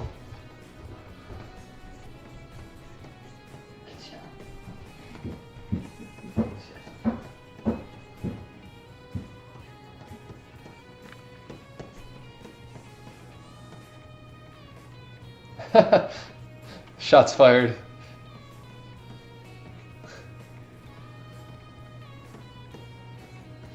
At least it's a little different, right?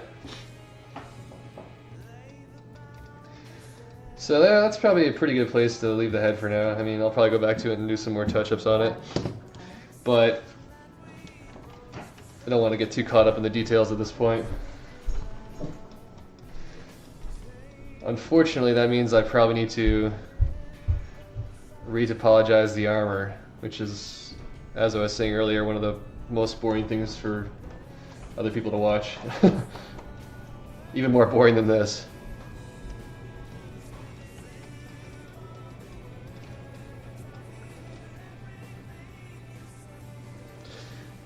I would get the cat back in here, but she's loafing out pretty hard right now. You know, cats need to get their 20 plus hours of sleep a day.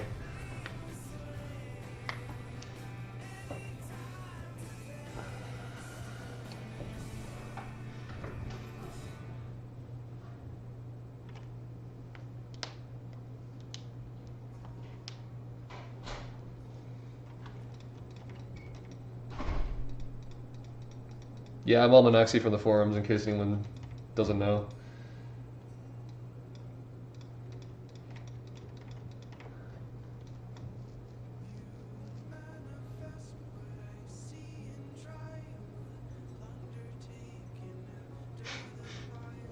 We should crowdsource a monster one of these days and see what it comes up with. Just take some polls and see what wins out. And no, it's a terrible idea.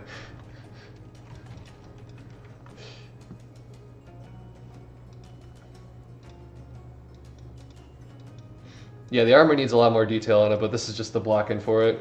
So I'll probably go and retopologize it soon. And then once I get that, I'll come back in and add in all the details that you guys may or may not remember from the concept.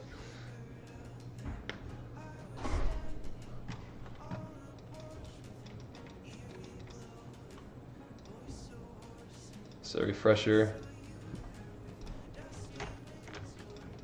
Oh yeah, my Photoshop is completely locked up for some reason. There we go. So yeah, all these little details in here, which I really didn't detail enough to know what I'm supposed to do with it in the model, but you know, it's part of the fun is figuring it out.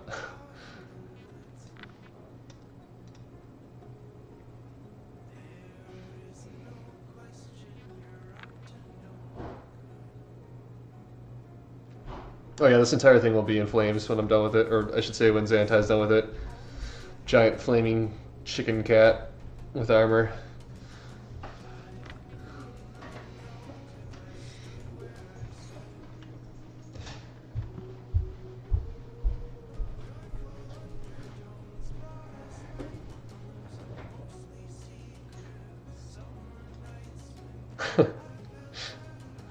Yeah, you know, this is kind of lacking spikes now that I look at it. Maybe I'll just model all those wing feathers as spikes. Oops.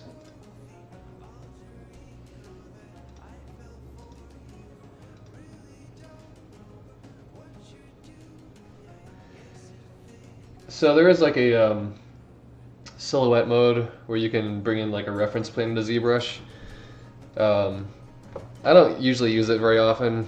It's a little funky, and I typically will just, if I'm trying to compare proportions, I'm just kind of lazy. I'll take a screenshot and bring it into Photoshop and overlay it and say, yeah, it's close enough, or you know, maybe it's not. But yeah, there are ways of doing that. ZBrush is a really weird program though. Like, for example, let me just save this real quick so I don't break anything. If I accidentally press T at any point in time, it flattens the entire model, and now when I drag to rotate, I just make 2D copies of chickens, which is really kind of weird.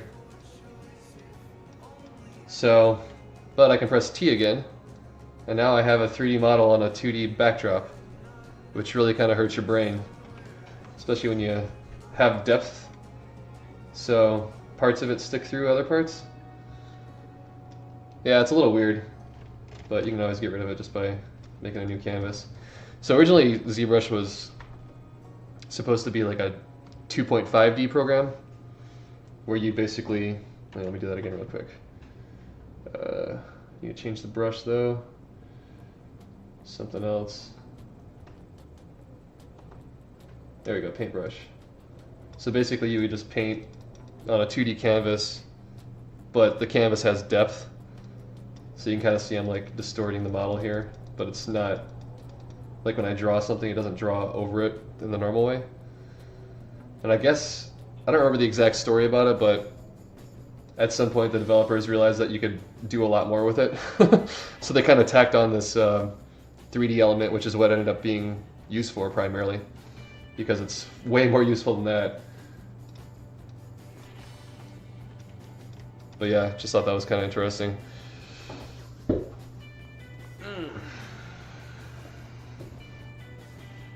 Oh, good. Well, I'm glad you're enjoying it. I'm probably going to wrap it up here pretty soon, though, because as I was saying earlier, the next thing I got to do is retopologize the armor, and I don't know. I could start that if you guys want to just see what goes into it, but it's kind of boring to like I was saying, more boring than this. It's almost like watching somebody put together a puzzle, maybe. I mean, maybe that's your thing. I don't know.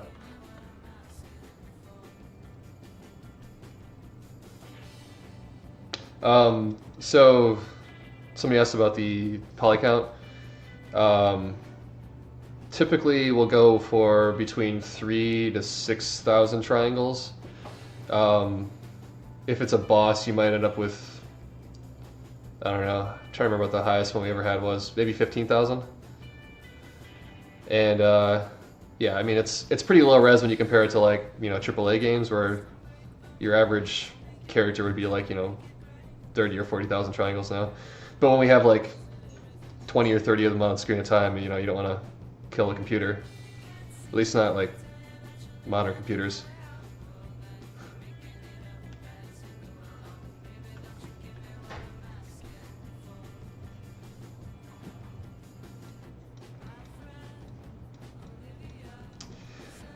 Sometimes I work with Dynamesh. It's really nice for certain models. I think with this guy I started it in Max because, I don't know, I find with things with lots of legs and toes it gets a little fussy with Dynamesh, at least for me personally. I like to have a slightly better structure to work with these kind of models. Some other models work really well with Dynamesh though, or certain aspects. Like I might actually change the armor into Dynamesh before I retopologize it,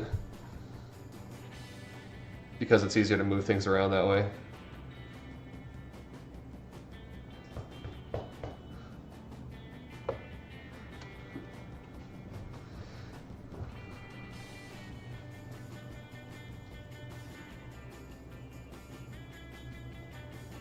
Yeah, actually with this guy I blocked in the basic structure, didn't really sculpt the, you know, the super details on the skin and stuff, and then I took that and I retopologized that,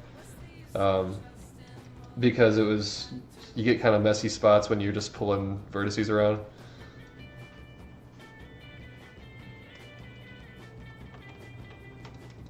So this mesh here is actually relatively close to the final mesh. I'm probably gonna have to clean up this version because, you know, it's the statue version, and I have some details that are missing now, like up at the top here. I'm missing this kind of ridge. And the cheek line here, the jaw line is kind of getting lost now. So I'll have to clean that up too. And there might be a few other details, like I'm not sure how I'm going to handle the model. I might make it one unified mesh, or I might make it several pieces. Oh yeah, thanks for coming by, man. Appreciate it. Glad you enjoyed it.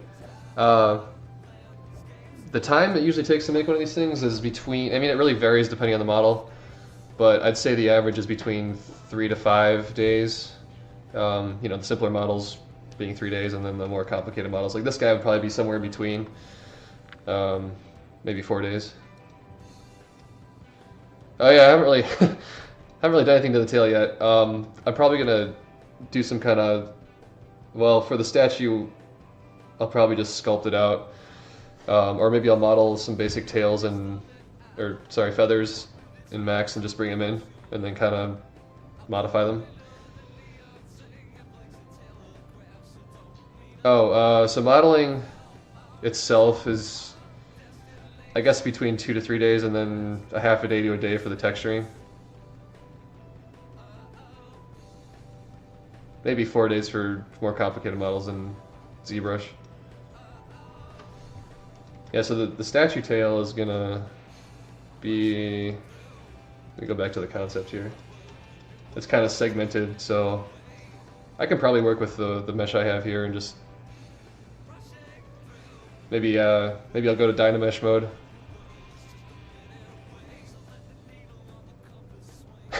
Yeah, game dev days are not typical work days. That's true.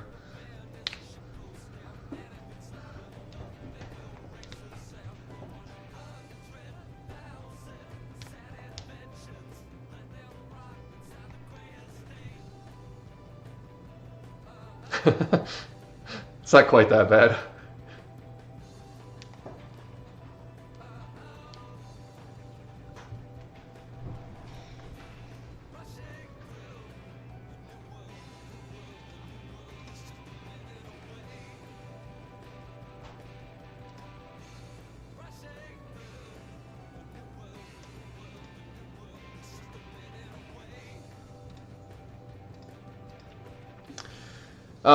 Yeah, I've done most of the monster concepts. Way back in the day, we had some other concepts that weren't mine, but I do most of the monsters. I think, well, since I've been around, I've done all the monster concepts.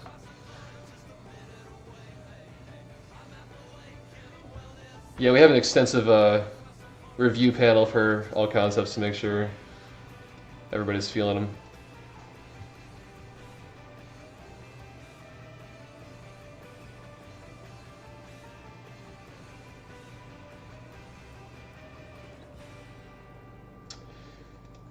But yeah, you guys have any more questions? I think now's probably a decent time to sign off, unless you guys wanted to hear anything else.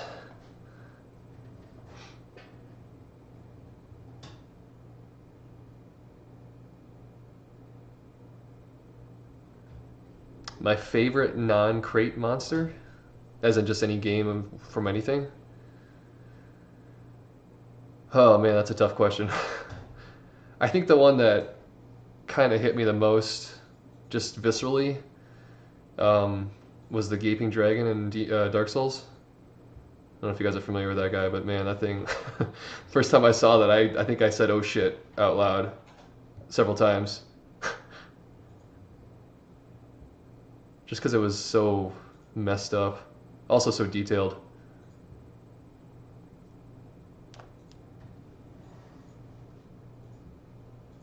Isn't that what it's called?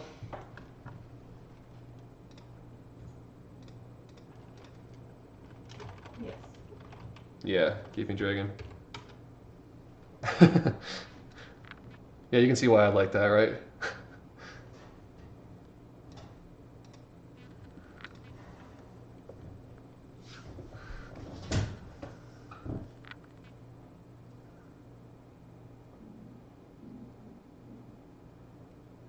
Oh yeah, yeah, that's a good source of inspiration there.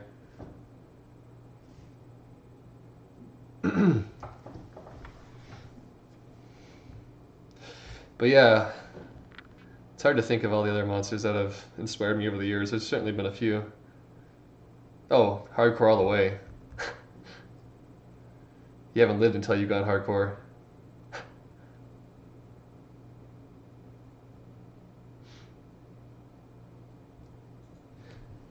Honestly, the first time I did hardcore in Grim Dawn, I felt like I was playing an entirely different game.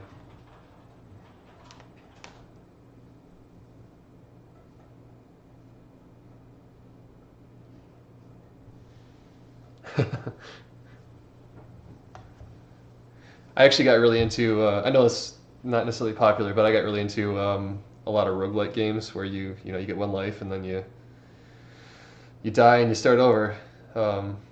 Probably the most frustrated I've ever been in a game playing those games, but also the most fulfilling experiences I've ever had.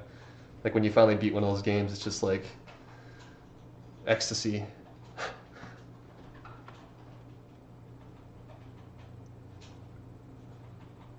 So yeah, for Crate, since we're kind of a smaller team, we tend to just do everything, or anything that needs to be done. Sorry, I forgot how to speak there for a minute. So I'll kind of, I mean, I don't do all of the art, but I've touched, various pieces of art in just about every aspect of the game. But we have, a couple other really talented artists also. But I do the creatures, I do some environment work, I do some item work, do some UI stuff, which is probably the biggest headache because our engine is just so, well, the tools for the UI are just, well, I don't even really think we have tools for UI, what am I saying? But yeah.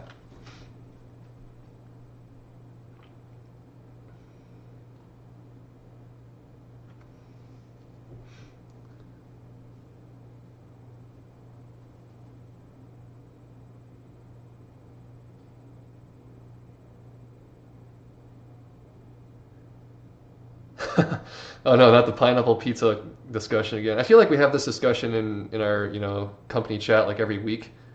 I'm an adamant pineapple on pizza person, but I know that's a very divisive opinion, and I respect it if you don't like it. I just say everyone should try it at least once, and I think a lot of people hate on it without even trying it.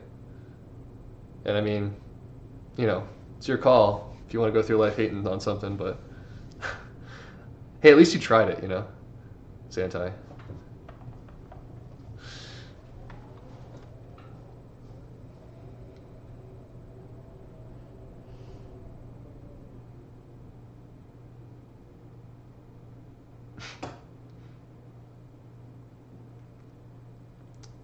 No, I've never tried lemons on pizza before. I gotta say that doesn't sound very appealing, but I would try it. You gotta try it,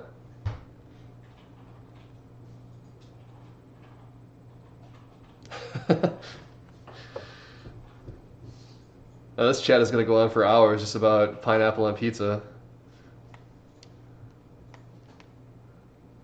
It's fine if you don't like it. I just say you got to try it before you say you don't like it.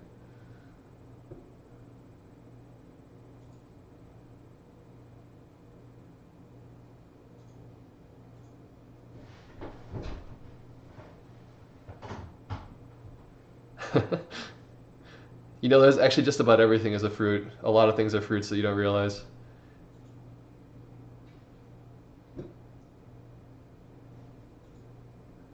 I mean, peppers are a fruit also. Hell, I think cucumbers are a fruit technically. This is usually what happens when stream goes on long enough. We ultimately end up talking about pineapple on pizza. So it's probably just about time for me to sign off before the internet explodes.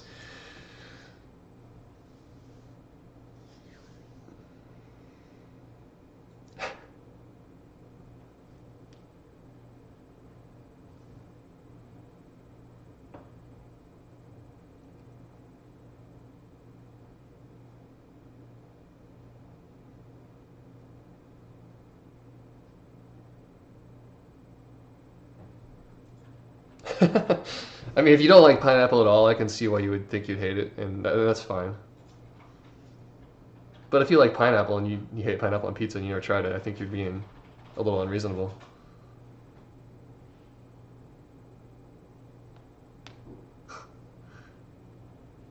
I think Griffin on pizza would be pretty excellent. Maybe barbecue Griffin. I could see that. Desert pizza. Sand.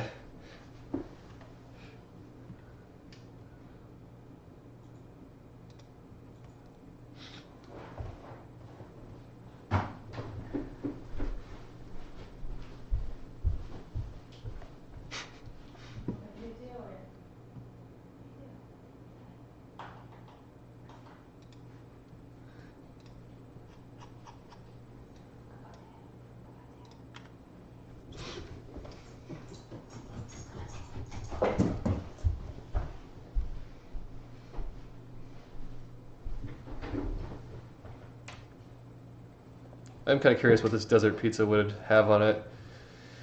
Would the sauce be sand, or would the cheese be the sand? I think it would basically be made out of sand, right?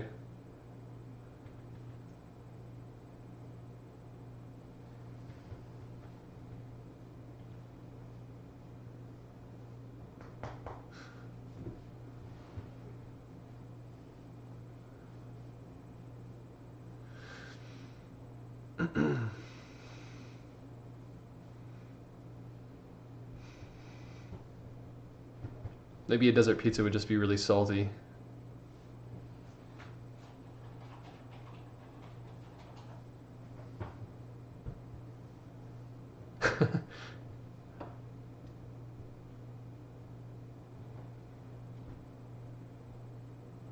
Just a barren wasteland of flavor.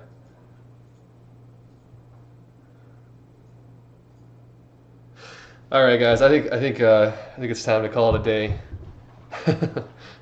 Thanks so much for coming to the stream. I hope you guys had a good time. Tune in next time, whenever that may be. Don't know what we're doing, but we'll be doing something. And if you guys enjoyed this, let us know. Maybe we'll do another one at some point. And yeah. What? We got one more question here? One more question? All right, last call. Oh, all right, maybe some other time, maybe next time. Well, thanks, guys. I hope you enjoyed it. We'll see you around.